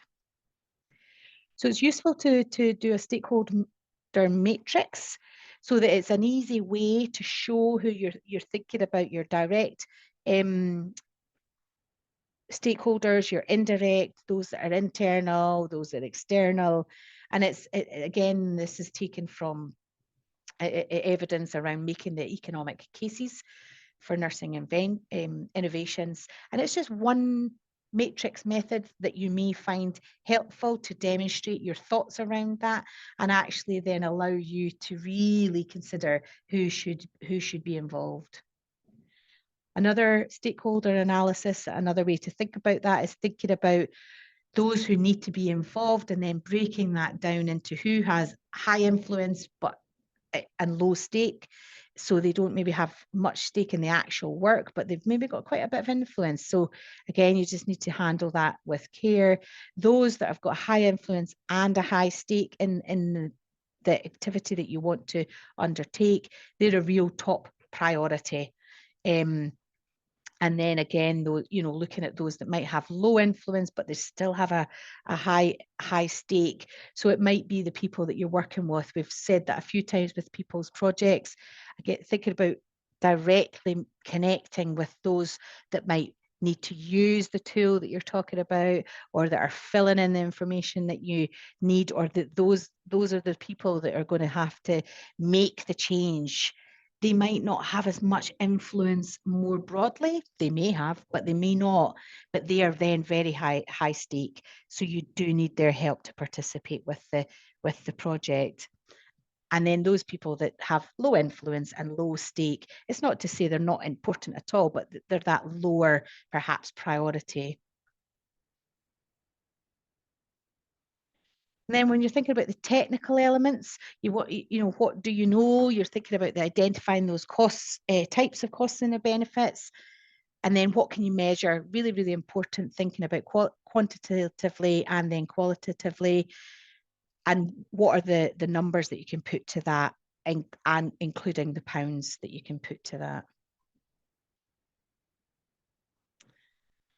You'll hopefully, those who have maybe watched this session before, you'll have seen the introduction to the pathways to outcomes model. Again, that's just one model that you might find useful. You may already have your own models that you use, and that is absolutely fine. We're not saying that you must follow this, but it's a good way of visually getting you to think about and show that you're thinking about the direct inputs, the direct indirect inputs, some of the activities and outputs that you would expect, the groups that that this intervention or this improvement is actually going to make a difference to. And then thinking about the outcomes as well. What do you expect might happen as a result of this intervention or this improvement? Sometimes it's useful, although I said earlier, you don't want to jump to conclusions about what might be the outcome for your improvement project.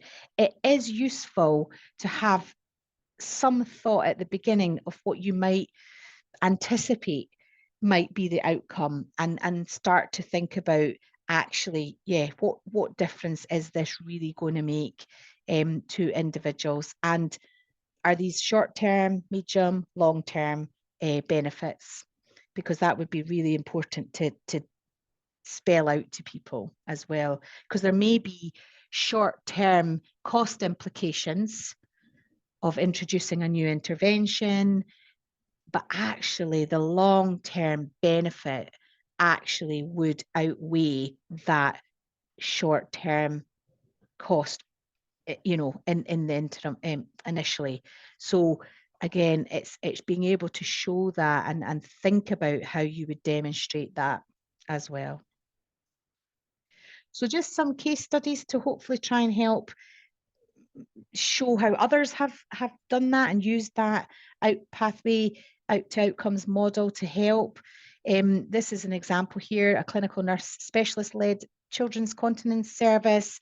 They've shown it here around the inputs, the investments, so some of the direct inputs there. They needed that one-time whole time equivalent band 6 nurse.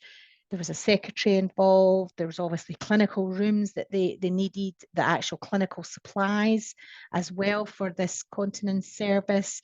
Some of the indirect costs that they were aware of and were thinking about was the travel costs for this service.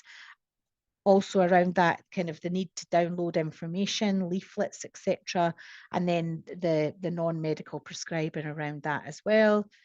The actual service, then you can see here that they've listed some of the activities and the outputs around assessment, investigations, the diagnosis.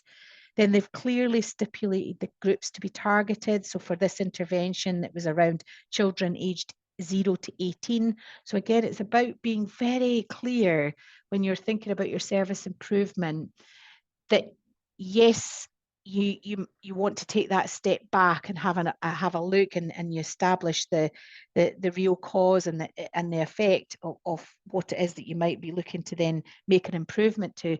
But you also then want to come back in and be very targeted around who is the group that's going to benefit from this, so it's very, very clear. And then thinking about, obviously, for partnership as well, any referrals, the source of referral, where did they get their referrals from? They've included that here because that was obviously important to them. And then they've given a summary of the benefits. They've broken them down here for service users, short term, the medium term, and the long term. And then they've also done broadly then the benefits for the healthcare system as a whole. And you can see there, although it might be quite small, you can roughly see that they're obviously looking at costs, and then have included that here about the total costs from referrals, or the comparisons here of children who have attended a nurse-led community centre versus attending the consultant-led. And actually that expands slightly on the next stage here, just to make that clear, that they've then really shown and done a comparative of costs for those children with a daytime bed in, specifically in the school nursing health screening questionnaire, who were referred to the GP and who were referred to the children's continence nurse. And they've looked at the costs for each and then made the comparisons. And actually, if you get to when you get to the bottom there of the total cost, huge change in cost. So if you're looking at financial costs, then, well, it's sort of quite easy to see that if we utilise the referral to the children's continence nurse, that there would actually be a lot of cost savings in that instance. Or, as it's been put here, costs avoided. So again, sometimes it's difficult to show that. It's about showing what costs would be avoided. So you're not actually saving money in the sense that you've not spent the money and you're pulling it back, but it's actually about how much money you would not need to spend. So yeah, the costs avoided sometimes is how we would want to display the benefits. Just another quick example here around an HIV community. They put in their investments here. They said that there was actually no setup costs. And I think, again, that's really important that some interventions do have setup costs. So you should include them, as well as the concurrent kind of running costs.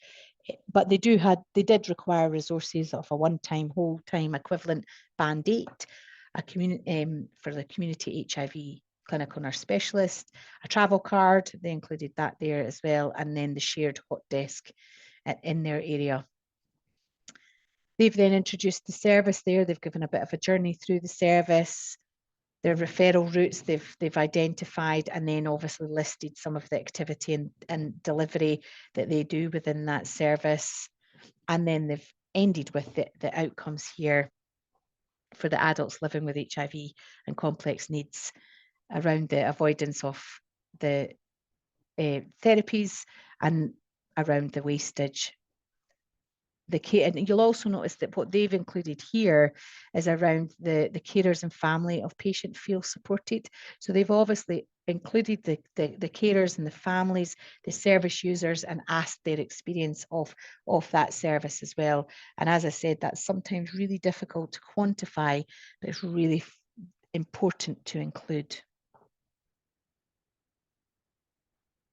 Just another quick example here, just to give you a sense of how these that have been filled in. As I say, if you have your own methods for doing this, that's absolutely fine. But some of you might find this kind of helpful thinking about the inputs. So the investment, the funding here, the nurse-led costs versus the consultant-led. They had 12,000. Over 12,000 there in setup costs. Then they've broken it down to what the running and operational costs would be, looking at the resources that they need. So in terms of staffing, travel, supplies, facilities, etc. And then again, they've looked at the actual journey through the service. So it's starting with that clinical assessment, looking at around medicines management, and the education required as well as then on to care planning and the actual delivery as well. And then again, the benefits, and they've broken them down for the patients and families, and then for the healthcare system specifically. So what I think I will do, looking at the time, I'm not going to put you into the breakout room actually. Well, actually, no, I'm not. But I would like you to just think about these sort of questions yourself as you go away today in terms of those case studies, sort of kind of just what strikes you about those case studies and how they demonstrate value, and then also obviously thinking about your own improvement areas that you're thinking about improving in your practice, how you might start to go about demonstrating value. And what did you notice about how they presented the benefits, and obviously that including the inputs and costs as well. So just to break it down into sort of five steps, hopefully, that then get you thinking and really just solidify what we're saying here, is first of all, you're making your case. So things to think about when you're trying to make your case, whether that be to others to bring them on board with the change idea, and or demonstrating to finance, for example, that you need resources and support, either financially and or in terms of resourcing and staffing and such like. Things to consider is around that audience, your positioning and giving them that context, the actual costs, outlining some of the potential or the known benefits, whether that's known benefits because you know the evidence shows you that by introducing this intervention that there would be a benefit, but also clearly stating what kind of learning that you have gathered and will be in place as well. So the audience, you're thinking about your stakeholders, think about them early, get them involved. The involvement may vary, depends on what level of influence that they have or such like, but actually it's really important that you're thinking early about who needs to know what and when, and do they need to be actually involved in the project, or do they just need to be kept abreast of the information? So really thinking about that early. Step 2, thinking about your what, your why, and your how, sort of what it is that you're trying to do, why are you trying to do it, and how do you think you're going to go about doing it. Costs, thinking about those inputs, the resources and the actual costs, then detailing that out, doing a bit of calculations that are required if needed to be able to demonstrate that. And just a wee reminder here, just to be robust, show the true costs, the relationships as well, not just the data, and be transparent. Again, the benefits to who, what benefits, and why are they important, what would be the outcomes. And then step 5, as I mentioned, that learning, what worked well, what could be done differently, and how will the change be sustained over time, and what plans do you have to embed this. Now, for some of you, I know from what we were saying this morning, some of you are all at different stages. Some of you are further down the line with your plans and your projects, because you've maybe been already working on that before you come on to the program. Some of you are really early stages, and that's absolutely fine. You might not be at a learning stage. You might not know yet what has worked well or what you could do differently, but what it would be good to think about and actually demonstrate and show is that you're thinking about that already, that you would have a plan to evaluate that you would, and how would you show what you've learned, and how would you be able to show that you've got those plans to embed it as well, that you're starting to think that, at least if you don't yet know it. And again, that's just a reminder of the Outway Pathways model. For those of you who are doing the SIP for the academic credits, certainly I would encourage you to have a look at this after today and use it as you feel is appropriate and helpful to you.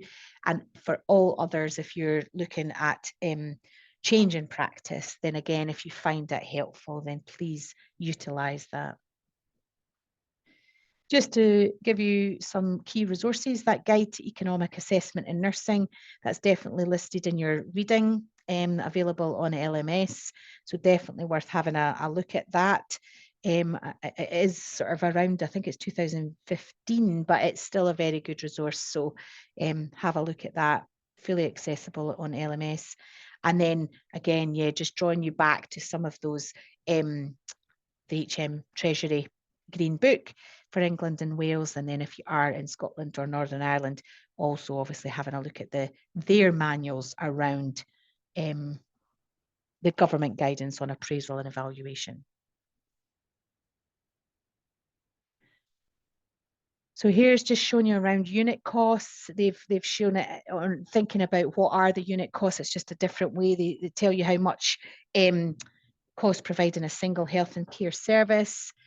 And then they're obviously looking there as well about how, how can you give an example of a unit cost? What is a unit cost?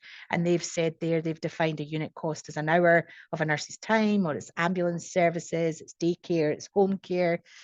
So again, you might need to define what it is what the costs are for you, but these are just examples that may or not be helpful to you. Yeah, any questions, thoughts? I'll stop sharing so I can actually see you, and then we'll take a quick refresher, and then we'll start with the next session as well. Any thoughts, any comments?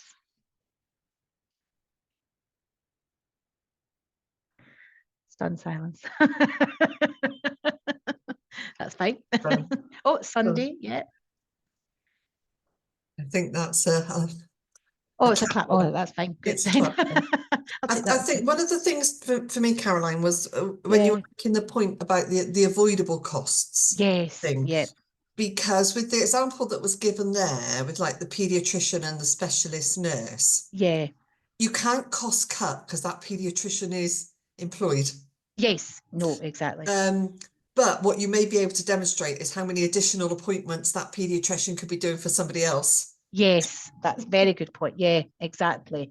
Yeah. Exactly. It is a really good point, because I think that's, as you say, that it's not about showing that this service would cost less, with the specialist nurse. So let's just put, take them away out of the equation. But actually, this is how much, look what else they could be doing that's actually of benefit to the number of people, how many more people they could benefit by being released to do something else, because actually this clinical nurse specialist has the skills and the ability to do it at a lower cost as well, but still is effective at good quality. Because that's the other thing, just because someone can do anything at lower cost, that doesn't mean that actually it's appropriate, because they've not got the appropriate skill and knowledge. And again, I think that is probably something we need to be very mindful, just more generally, with role erosion. Sometimes we just need to be careful that people don't think, oh, well, that's fine, we'll just get another band to do that. And actually,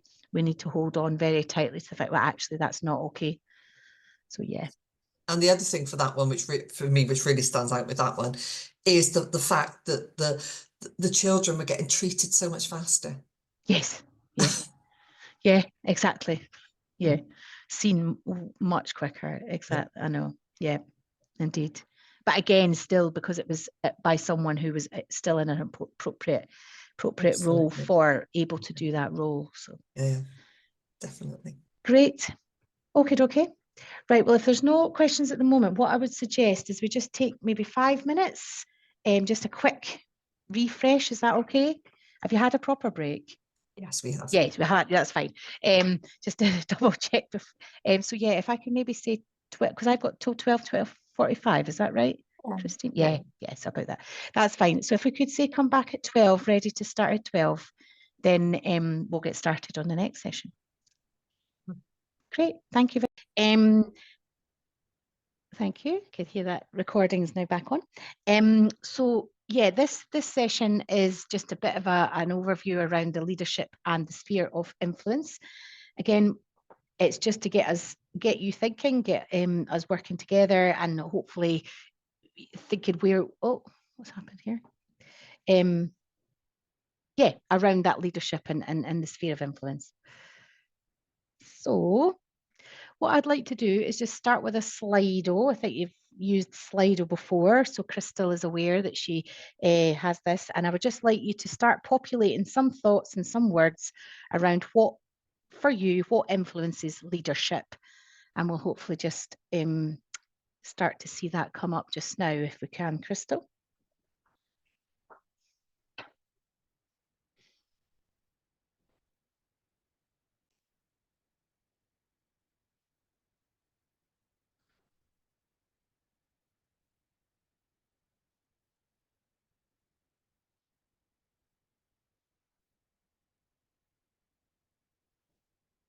So if you think about what influences leadership?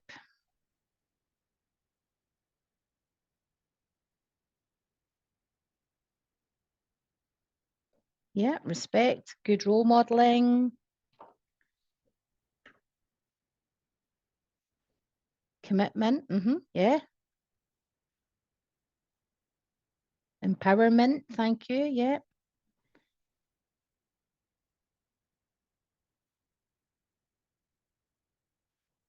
Communication, absolutely.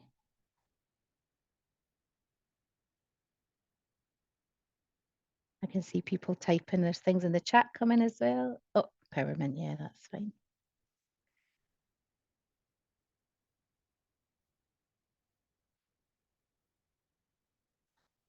I'll give it a wee minute because I can see people. Oh, empathy, room for psychological safety. Yeah, really, really valuable, important. Influence, delegation. Yeah. Oh, something else has popped in. Culture. Yeah, fabulous. Thank you for that. All really good key words. Thank you. Now, I'll need to share my slides again, won't I?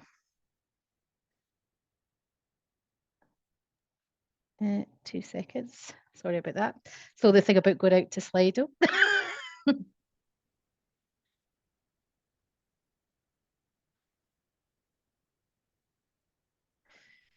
And it'll probably jump back to the way it was.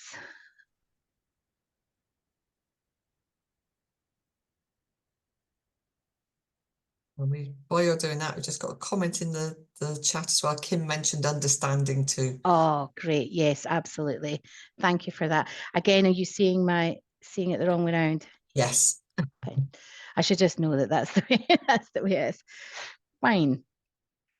Yeah, absolutely. So all of those really valuable points, all things that influence leadership around empathy, the culture, being able to role model, good listening, all of that around the team dynamics influence as well, around the kind of internal influences around your organizational culture. And I know somebody mentioned psychological safety as well. Again, if the culture supports that, or doesn't, which, either way, but all these things really important around influencing around leadership.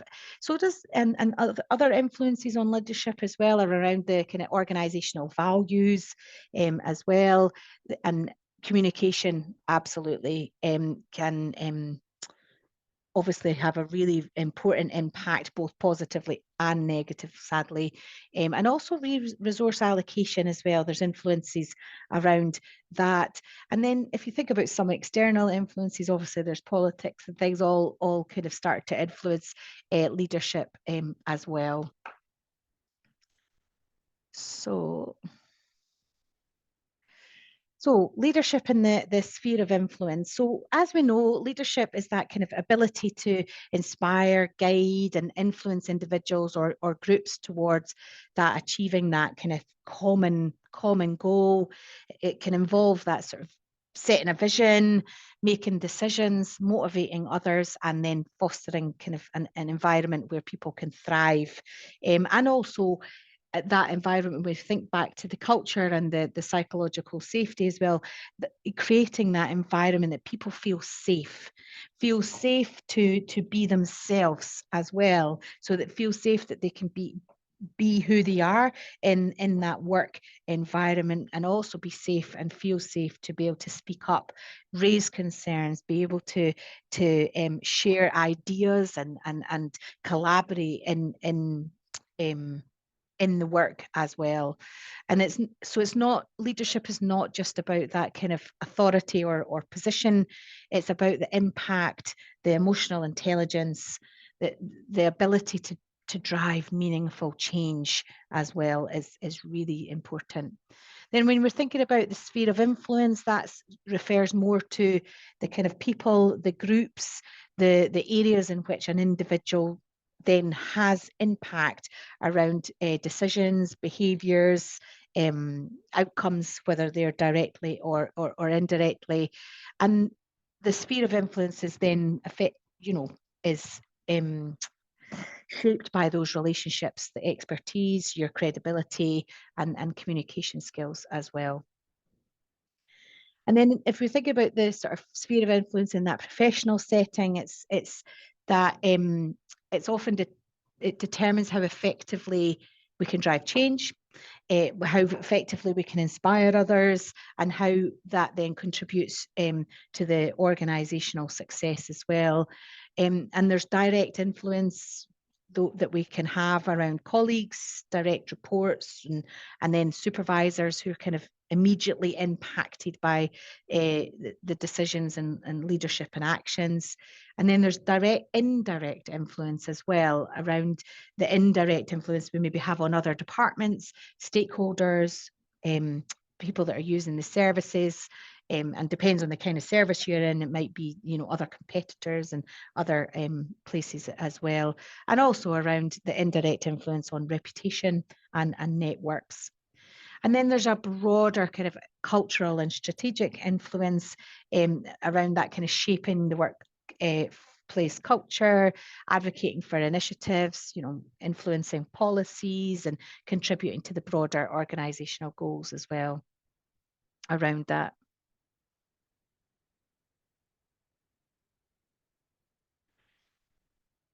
So the sphere of influence, you can see a resource here that is I would suggest is a helpful resource, and it was kind of first introduced in the 1940s by the psychologist Kurt Lewin to describe sort of various social factors that help to shape that do shape an individual's behaviour and attitudes. And then people are obviously, as human people, we are affected by a huge range of factors, and that can obviously include family, friends, colleagues, and our wider social circles as well. And they can obviously have a positive or negative impact, and they affect our beliefs, our values, and our behaviours. It was popularised by Stephen Covey, and this is his resource here that you can see on the screen, and it's based on two circles, as you can see. The first is the circle of concern, and that includes a whole range of things. So that could be pandemics, global warming, the state of the economy, the clothes that your kids want to wear, the kind of the attitudes in society and the organization you work for. Obviously, the actual list that then falls within that circle of concern will depend on you as an individual. But the important thing to really kind of understand about that circle of concern, it relates to things that we might care about or that we do care about, but that we can't directly control. And so therefore devoting too much energy to to that may be a waste of time. And then if you've devoted that time and energy to those areas that you care about, but that you maybe don't have direct influence over, it might mean that you don't always have any time or energy to put that elsewhere as well. The inner circle, so the lighter blue circle of influence, it's likely to be smaller. For most of us, it might be quite small. It might be fairly large, especially if you're thinking work settings. Your circle of influence may be quite small, but you might also be, depends on your role and such like. It might feel a bit bigger, and that includes things that we can do something about. And it's those things that we can impact directly through our actions.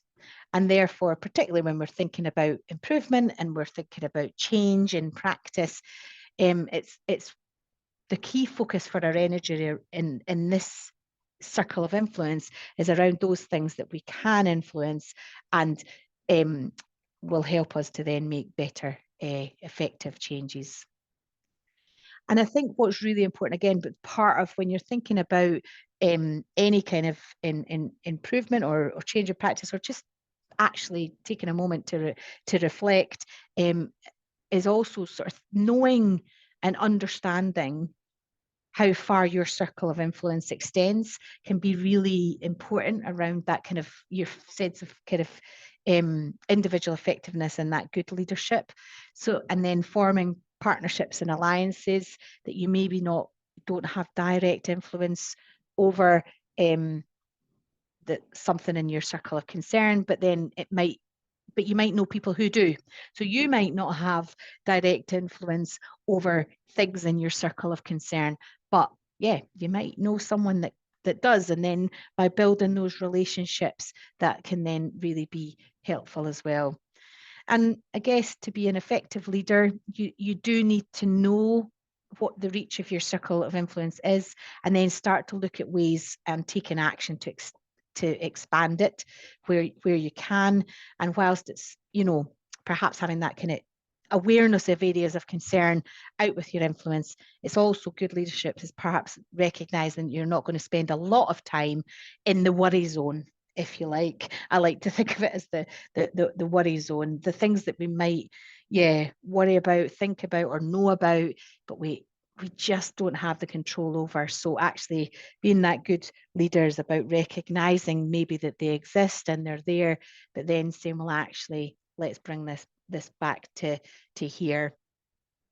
And that then is what Covey describes as proactive people and reactive people. So the proactive people are those who focus on what they can do and can influence, and then reactive people tend to be those that are focusing their energy on things beyond their control.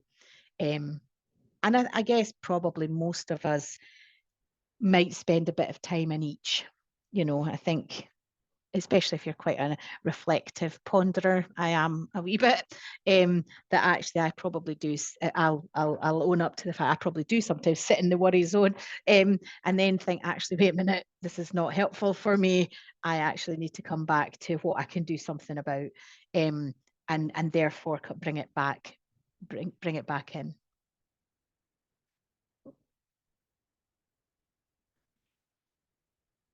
So thinking about back to your Slido, the things that influence leadership, other things just to think about here, obviously, that influence leadership and your sphere of influence could be affected by your kind of position and your authority. So your role in an organization, as I've said before, depend on the role that you have.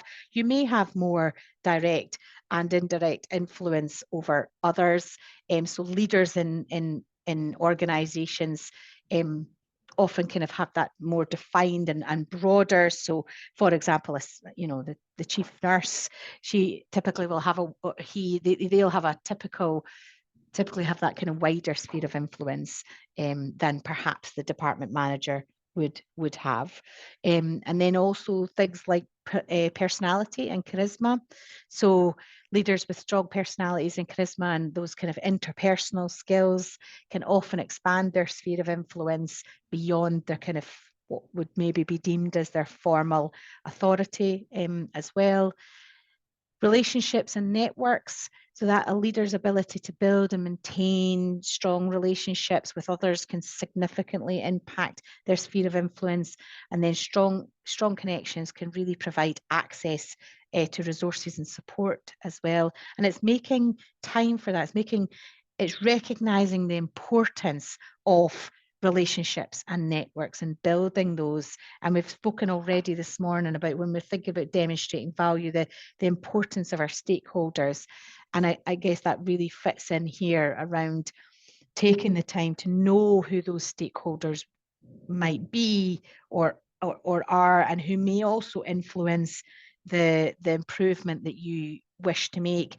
And they may not have the same shared vision. So it's about recognizing those people, coming together, building those relationships, and actually trying to come together to establish a shared vision. And I think when we spoke this morning already about some examples of improvement projects, individuals, when they're in their clinical area and they're busy trying to do the best they can, often for the people in their care, they might not have the same vision of what they need to do in that day that we would want them when we're thinking about our improvement. We want them to do this or that. We need them to fill this form. We need to get them to do certain things. But actually their vision at that point is that actually I've got to focus on this, not that this is not so important. So really taking time to recognize that the leader, as a good leader, your sphere of influence is really important in building those networks. Also, the kind of organizational culture and the values, we've talked a bit about the psychological safety, helping people to feel safe, that they can share their thoughts and share their concerns with you is really important. And again, if you're hoping to work with individuals in an area that you are hoping will make an improvement, you might not be the one that needs to make the improvement. You're actually relying on other people to make the improvement. Then the importance of giving that person and those people a sense of feeling safe to explore some of those real reasons why things don't always go the way they do, they maybe should, but that actually they're not being blamed for that is really, really important. It's really trying to get to the core of, yes, there's the human elements of why things don't happen the way they do, but actually often there's organizational barriers to why things don't happen the way they do. Most people do not turn up to work and want to do a bad job. Most people want to do a good job. And I think remembering that and thinking about the culture in the organization, and that will then really influence, and you have direct control over your own actions of how you interact with others. So even if the culture more broadly could be improved, you have a direct influence in the way you interact with individuals and how you try and bring people along and include them in your whatever it is that you want to do. And then also, I suppose, the sphere, when we're thinking about the sphere of influence, if a leader's values do align to the organization's culture, and then they're much more likely to gain that support and influence as well. And then external factors, things that factors that affect that leader's sphere of influence, obviously such things like the economic conditions, the trends that are happening round about that's important, the political events, all of these then affect that leader's sphere of influence, or can do. So what I would like you to do just for 2 minutes is just a little exercise yourself. You're not going to need to share this with any of us, please. So please, hopefully you feel safe to do this. You're not sharing it with anyone. I want you to just draw, maybe get a bit of paper. It doesn't need to be big. It just a little bit of paper somewhere on a notepad or something that you've got. I want you to draw 2 circles. you might want to write sphere of influence on the top, that'll be up to you, but draw the circle and write in the heading. So I want you to think about this sort of doing the square, having, you know, write everything else there, and then you'll have this circle, the things that I can influence, and then those things that, you know, within your control. So I want you to sort of start to think about an issue you might have. It might be a personal thing, or it might be something at your work that you want to have to think about. And I just want you to take a couple of minutes to think and consider, do I have complete control over this issue? It might be something, anything at all. I mean, it could be something to do with your children. I was thinking there about my son. You know, I'm thinking, you know, things that, like, for example, that they want to go and do, I don't know, study, they want to, you know, you have worries or concerns about it, but actually, do you have direct influence and control over it? No. But you might have some influence, you might not. It might be that you want to take charge of your health and well-being. What can you actually take charge of? What can you not? What do you have complete control over? And then I want you to write all the worries around the side, around the little thing the thing that you want to think about, and then start to think about, well, what are some of these worries that are out here that I can't do anything about? And then start to say, well, actually, I could do something about this. I could go and walk the dog longer for that walk if I want to take charge of my health or whatever, but I can't actually control what I have available to me in terms of time, because I have got some commitments, X, Y, and Z here and there. Depends what you want to think. So just take a couple of minutes to think about a personal issue. Is probably quite a good one to think for this, but you can think about work if you want. Draw the circle, take a moment just to list the things that are contributing to your worries about that. And it could be anything at all. And then start to write out within your sphere of control, do you have complete control over this worry item, or is it out with your control? Do you have some partial control? Can you influence it? Or is it completely outside your control and you don't have any influence, and therefore it stays out in everything else? Just take a couple of minutes. Caroline, when we restart, there is a question in the chat, which I'll read out. No, that's fine. That's why I keep monitoring it. I know when you're speaking, it's impossible to monitor it. Yeah. So.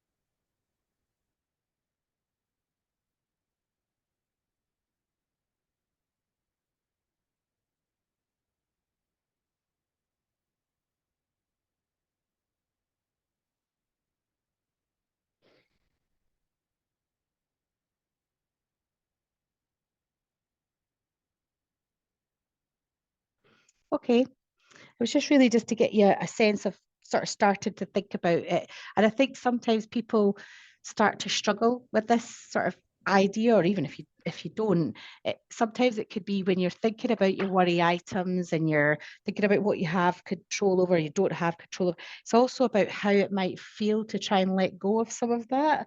When you don't have direct control over something, you actually have to sometimes say, it's okay, I have to recognize it's there, but actually this is not serving me well if I'm trying to hold on to this and I don't have direct influence. So and sometimes it could be really powerful to actually just recognize these are things that I cannot control. They're out there. I don't even have direct influence. So actually I'm just going to scrunch that up and place that away from me, because actually it's not doing me any good in this moment. So question, you said there was a question in the chat, Well, Chris. the question was, if you gain a team of people with minimal sphere of influence but across different teams, would that heighten the sphere of influence? And Carol and Deborah said, I think you may have already answered it with people needing to have a shared vision, but I didn't know if you want to add anything more to that. If you gain a team of people with minimal sphere of influence, but across different teams, would that heighten the sphere of influence? I guess depends what you're maybe trying to do and trying to achieve. That's a very vague answer. But yeah, I think it could have, that could have a really positive impact on the sphere of influence, because actually if they're across different departments or different services, although they maybe feel at the moment they individually have a lower sense of or less sphere of influence, actually by starting to build those networks with each other and within that broader area, that then maybe does actually allow them to start feeling that individual sense of their own sphere of influence starting to expand, but also then they're starting to develop maybe knowledge and skills and communications from others, and that really does help as an individual. But then also depends what you're then wanting that group to do. You've got that collective sphere of influence, like I said earlier.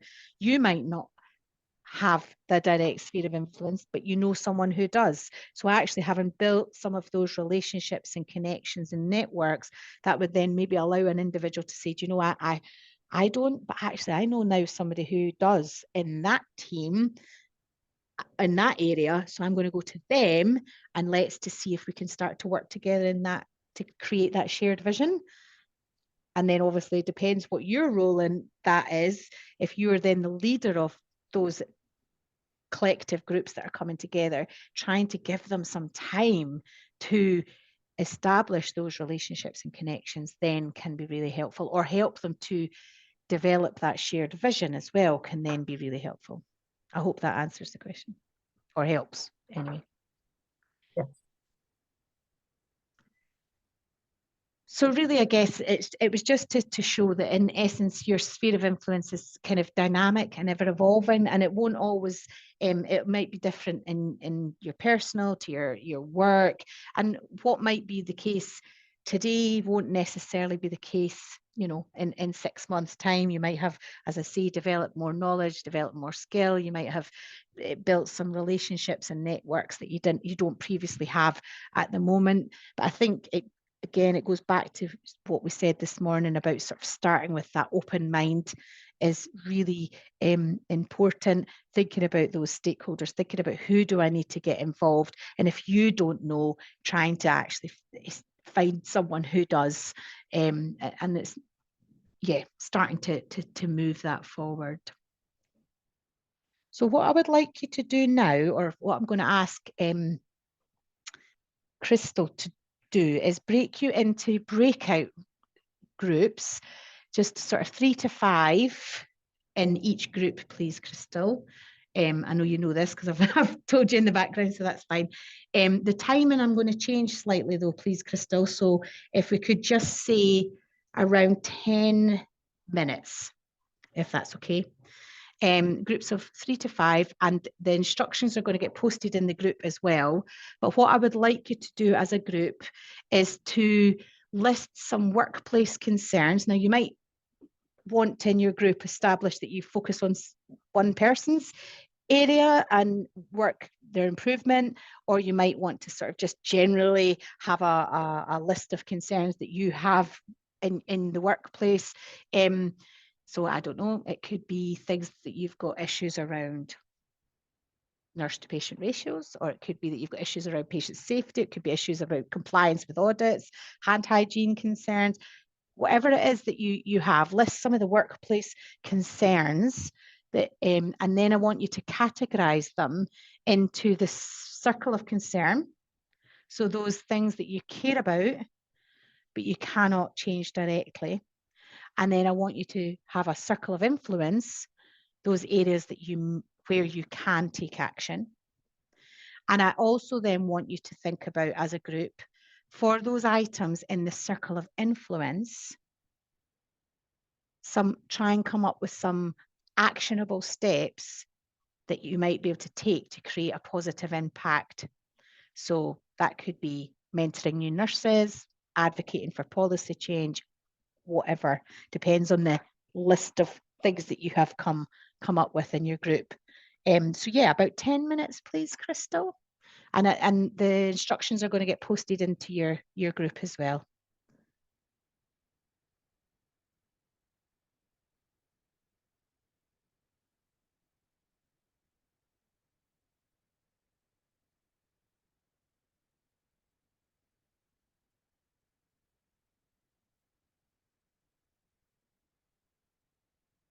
Gradually see people moving over now.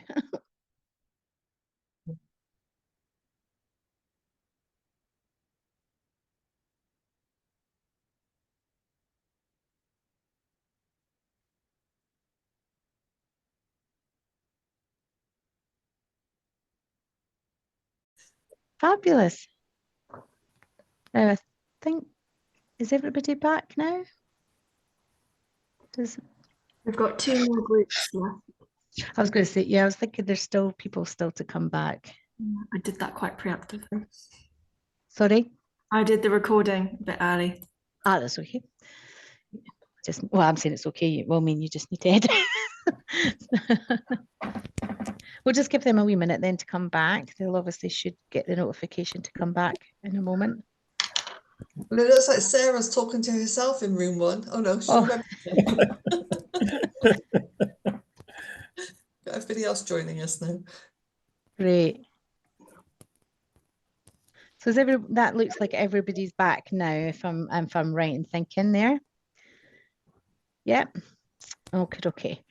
So what I would like us to do now is just have this opportunity to kind of reflect on some of those discussions that you've hopefully been having, and I could see people were talking, so that's good. So if you wouldn't, if the groups wouldn't mind sharing some of those kind of conversations that you're having around the sphere of influence and starting to think about maybe some of those worries and maybe even just a bit of kind of how easy do you think it is or isn't to sort of sometimes move some of those areas of concern into or out of and letting them go, the things that we have no control over as well. So if each group could give me sort of maybe one key takeaway or kind of one bit of your action plan, maybe one of the actions that you've got, some of your thoughts around that would be really helpful. So group 1, although I'm not sure who was in group 1. I should have taken a note of that, shouldn't I? Yeah. Can we go back to know who was in group? Group 1 was Sinead and Helen as well. Thank you, Christoph. So if Sarah doesn't mind to be speaking about what she had raised, or Sarah, would you like to say it yourself? Because I think this might be a great platform for other people to hear and actually come up with some solutions for you. Sarah, are you happy to share? Yeah, it's fine. It's not very exciting. So tiger waste. All of our rooms are single rooms with an ensuite, and the tiger waste, when we first moved here to the new building, was in the bathroom in the ensuite. During COVID, they brought it out to put it next to the hand basin sink in the patient bedrooms. I've tried to make that move to put the tiger waste back in the toilets in the bathrooms. I've come up against a brick wall. There are and I guess this is what I was saying about my gloves thing as well, a little. It's how the night staff are furious and bring it back out. I don't know, there's every reason that it shouldn't be there. Yeah. So it's something that you are worried about. Yeah. It's something that you probably do have some influence over, or yes, you should, but maybe not direct control in the sense you're not the one there all of the time, although you maybe have some direct control as well. Okay, so what was some of the thoughts in the group around what, how, or where you no? Okay, we didn't get very far. We talked more about Sinead's problem. Mine was just a secondary. Okay. So I'll just open that up to the group then. Has anyone got any potential action steps that Sarah could take to try and help influence and control some of the issue. Was it the tiger bin? Sorry, I didn't hear that bit clearly. Yes. Could you, I know it sounds a bit of a silly one, and I know that we don't always take into effect the costings as the nursing team, but sometimes breaking down how much that bag costs in comparison to a normal bag, when I think an orange bag at £24 is extortionate, but I can imagine a tiger bag is more. Like, I think educating sometimes people the cost on that item, just I know it shouldn't be about the money all of the time, but I think it is just to be aware of actually that we're a bag costs a charity, whole lot more money. Yeah, great. And this is obviously just, don't take these personally, like in sense of person. This is people just plotting some ideas, and you may or may not. So just take them as for and then we'll let them go and see where we go. Fab. Thank you for that, Vicky. Deborah? A few ideas. Do they know the splash risk with it being near the hand hygiene or hand wash basin or basin, with it being under? Are they? I think someone said about educating. And have you asked the patient what it looks like to the patient? To me, they don't care. It's just bins, but there'll be some that go, oh, it's ugly, or I don't like it, or it clanks at night. And my third and final is very controversial, is do your night staff stay night staff, or do you rotate your day and night staff? It's just separate. Definitely. One place I worked at, we rotated. Everyone hated it, including me, but it kind of made the night staff think about what the day staff do. Great, thank you, Deborah. Again, we're just taking those ideas to may or may not run with that. Julia? So my take on this is that the trouble that you have is that you have no buy-in from that team. And the thing is whether what you're suggesting is absolutely the right thing to do, nothing will succeed unless you have buy-in from the team. And so, and maybe that's, to them, it's obviously not important. To you, it's very, it's an important factor. So you can ask all the questions in the world and make all the suggestions in the world, but unless you get buy-in, and so therefore they need to understand why it needs to change and what the importance of that is, my suggestion is you're onto a loser. So you need absolute buy-in from your team, otherwise it won't work. Thank you, Julia. And I'm going to take that, Sarah, just so you don't feel, but that is the challenge with every improvement project, that is trying to get the buy-in, and it's multifactorial of how you would get that. And it I mean, depends again on your role within the organization. You might need to seek senior support to actually try and get some of that top-down support, but equally, again, not knowing your situation, so this is not any specific, but it might also be that you go and reach out to those staff directly. You go onto the night shift with them and have some conversations around it or whatever, just to start to really understand it from their perspective. Is there a very valid reason they like it the way it is? Now that might still need to change, but it's about trying to get that understanding, relationship building, etc. initially. So from that, I know you might want to come in, but I think what I would like you to do is just take those thoughts, and then we'll move on to other groups, and then we'll see. Absolutely. Yeah. I might put something. Sorry. I might put something in the chat. Please do use the discussion group. In the discussion group, and see if I can get some ideas. Use the discussion group after today to see if you can get any, whatever you want to put in, and then get some thoughts. And that goes for anyone here, especially from today. If there's areas that you think others would have, you've all got the answers, or thoughts and things to try. So fabulous. Thank you, group 1. Group 2? Group 2 was anyone in the room with Annalisa. Okay. Again, just a wee brief overview of some of the key. And we talk about the cleaning issues. Because what happened is the NSC audit that the facilities is conducting doesn't correspond to the IPC walkabout that we're doing. So we said we have this project that we are we check the cleaning in a particular ward using the UV tag, and it's quite really bad actually, the results. So we took it to the nursing director. So we're waiting for the response how we're gonna address that.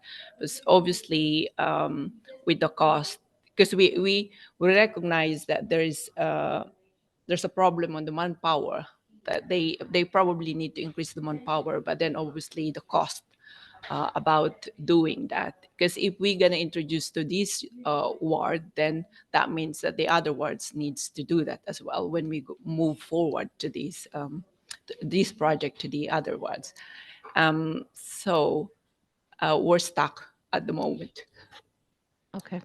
Okay, so again, I would actually encourage you maybe to share that in the discussion group on the platform. And again, looking for anyone to share ideas and thoughts around that. Anyone just kind of maybe one or two suggestions for Annalisa and that group that was in that group of maybe some actionable steps if they feel stuck just now? The thing is, no, one of the member of the group was suggesting about checking how the domestics clean, like the procedures, how they clean, and then take it from there, and then probably start with training and education for the domestics, because they're not actually medical. They don't have a medical background, basically. Yeah. So so with all the best one, they don't have the same knowledge base. Yeah. So actually, if we if we give that level of empathy and understanding, then yeah, that's not to assume that they don't know, but it's having that recognition that they have a different starting point, and they maybe have different drivers for why and what they do when they do, and the expectations. So again, I would be suggesting that a conversation, yes, perhaps with the nurse director, but actually a conversation with their management system again is again not about the blaming of why things are not happening, but trying to understand, and starting to build those relationships, and that then helps to encourage your sphere of influence and then grow it as well. Yeah. So great, thank you. Thank you. Group 3. Anyone in group 3? Is that yourself, Deborah? I see coming on. So. Yeah, but if anyone else wants to feedback, I'm happy.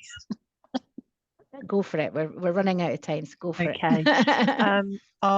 Out of all the issues, it was shortage of staff, long hours, staff not turning up, violent patients, it being a scary place to work. There was things within control, but things out of control as well. Out of control, influence, not control. Things that were mentioned were raising DATEXs or AIRS forms or whatever systems used. We spoke about time issues, people ringing in really quickly or not just turning up for their shifts. And someone said they've got policies in place that when they start, they have to give 6 hours notice if they know they're going to be not able to attend the shift. And that there was, what was the word you used? Not implications. There was things in place. If you didn't, you're in trouble. Okay. Yeah. Okay. It was consequences, I guess, maybe to some degree, but yeah.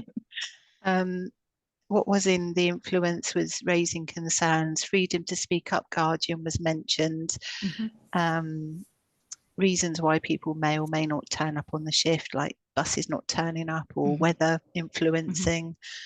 One of the solutions was being created with hours in some way, shape or form. But I think it is a massive issue. Yeah. Shortage of staff, but it still doesn't stop it being scary and really existing. Yeah. And I guess it's about also making those around aware of that as well, but definitely reporting that. And I know that then poses its challenges because you're short staffed, you try to find the time to report, but actually I do know of examples where that's been really supported and it's actually had a real positive impact. They've almost gone one in, one out, one in, one out report. And there's only so much the management can get those before they start going, wait a minute, what do we need to do about this? So yeah, I would always, I mean, I'm from the RCN, I would obviously always encourage you to raise concerns and document that, and really important. So yeah, great, thank you, Deborah. Group 4, I think.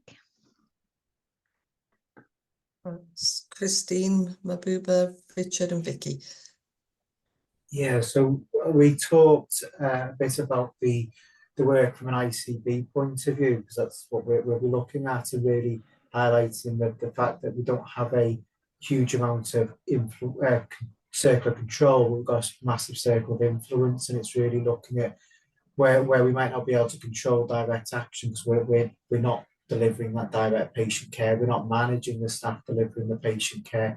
Our influence is often at the executive level within organisations. It's working with GPs, care homes, and sometimes also working with our population health team to get campaign messages out around things like, I know Kerry's on here as well, and really looking at the work around hydration.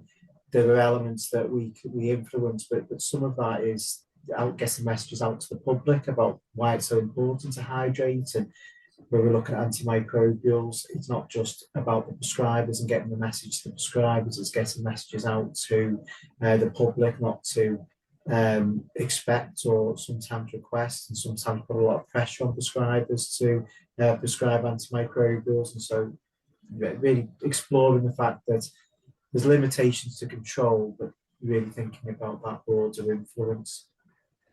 Yeah, great. Thank you. Yeah, and again, it is just about sometimes, and then some of those things that are just, you can't have that, you don't have the direct control over, therefore, but what can you do? What can you do? And that's the thing, it's about being that proactive versus reactive. What can we do versus what we can't? So great, thank you, Richard. And I think there was maybe one more group. 5? No, was that it? Fine, perfect, great. I thought we had more there. So just, I know time is of the essence, so I'm just going to finish up.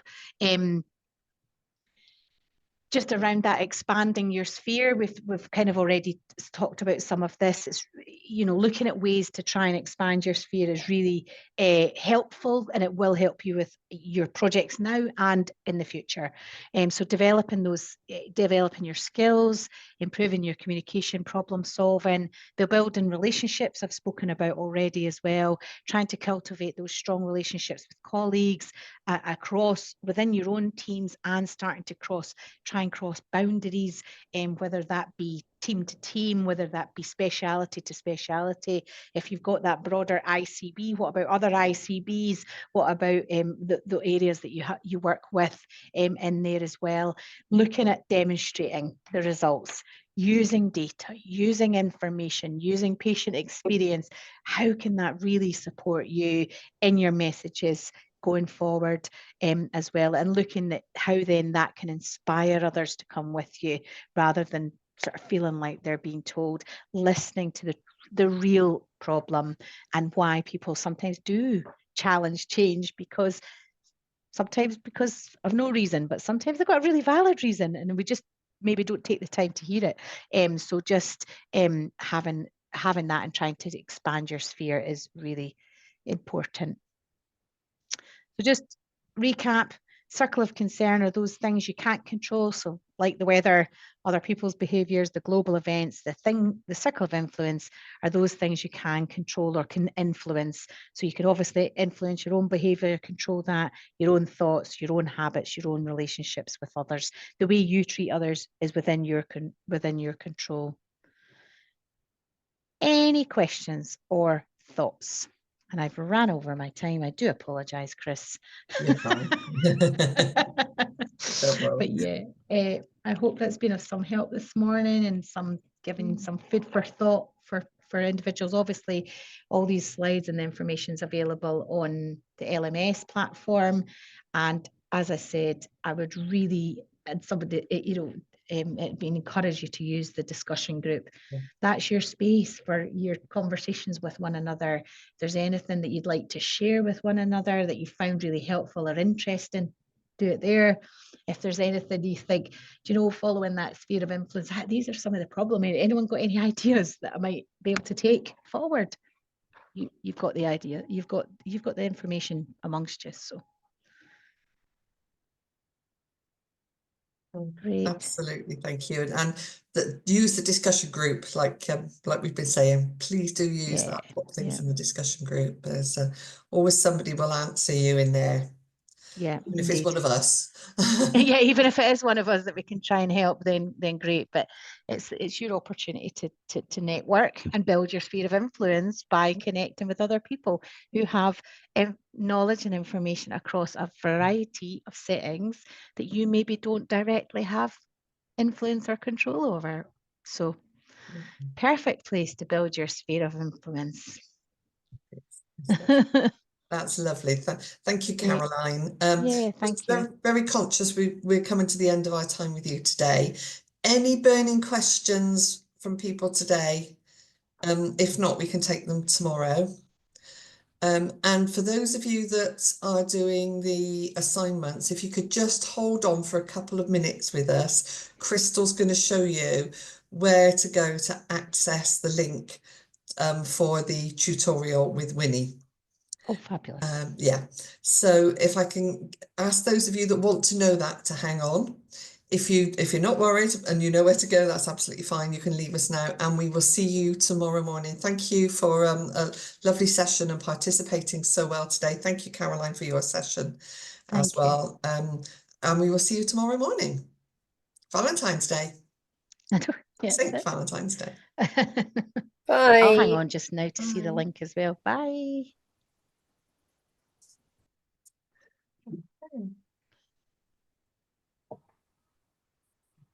Apologies, Crystal, I'm going right into another meeting after this, so, but I do need to know how to do that link when you put a message up.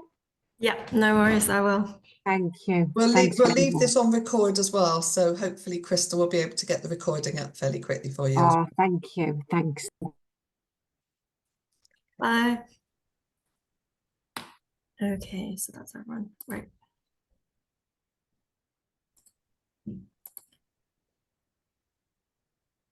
There we go. Is my screen sharing?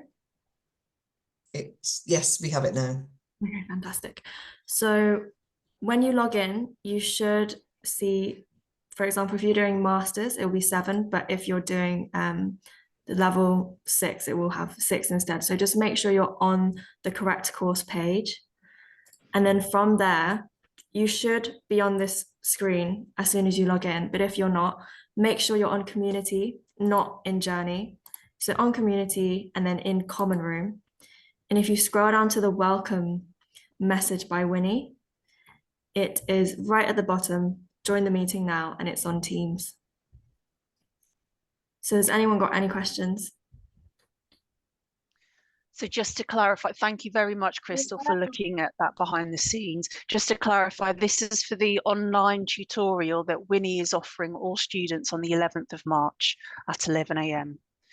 Unfortunately, they do not provide a link directly to your calendar, so you may need to just drop a note in your own calendar to remind you. But what Crystal has done here is she has shown you where to navigate the journey to find the link on your Aula platform, if that helps. I would... Sorry, Crystal, go ahead. Sorry, I just popped it in the chat if anyone wants to say that. Brilliant. Sorry for that, Bettina. That's brilliant. No, that's great. Thanks, Crystal. And I would strongly recommend everybody, if you are available, to join that session, because it's your opportunity to ask Winnie directly any questions one-to-one before you complete your assignment. And can I just add then on that it's really important, because and Winnie's mentioned this before, is that you go with things that you want to know, specific questions, concerns that you're kind of just not sure about. Winnie will not be presenting like new information, so it's really interactive. It's really about, right, this is what I've got and I need your support with. So go with your questions, your queries, your anything that you want to get clarified. Good point, Caroline. And just a gentle reminder, I'm not sure how you access that link, but it may ask you for your email address. You very likely will need to use your Coventry University email address to access it if you're prompted. Victoria, I think you've raised your hand. My Ola, I've been able to download it, but there is still no material showing or anything. So it doesn't have a course module on there for you? Yes. Looks like Deborah's saying the same as well. I can see Deborah nodding. Still the same. So they had assured me a couple of weeks ago that all the modules had been uploaded onto everyone. I'll go back now and just let them know that Victoria and Deborah as well. I thought, Deborah, yours had been resolved at the time. Sorry to hear that. That's okay. I think it had, but they put me on a master's and it's not. So they've taken it away. So I had some, it's gone away, and I checked yesterday, there's nothing there. So they haven't put the level 6 module on there instead. Okay, no problem at all. I'll chase that for you both. Slight discrepancy with the dates as well. On the level 7, it says 21st of February, and I'm under the impression that it is actually the 25th of February. So my time to do this is just getting smaller and smaller. So I'm really sorry to hear that. No, I'm sorry about that, Deborah. They'd assured me everything had been resolved 2 weeks ago. Leave that with me and I'll get onto them immediately for you. Thank you for raising that. Thank you. Thank you, everybody. Unless there's anything burning, hopefully that's helpful. Oh, Sunday's just put in the comments as well. Hasn't got his either. Okay. Thank you, Sunday. I'm sorry about that. I'll chase that for you. Okay. Right. Well, unless there's anything else pressing, guys, we will see you tomorrow morning. And thank you, Bettina, for picking that up for us. And thank you, Crystal, for sharing the link and showing people where it is. It's really helpful. Thank you. See you tomorrow. See them. Great.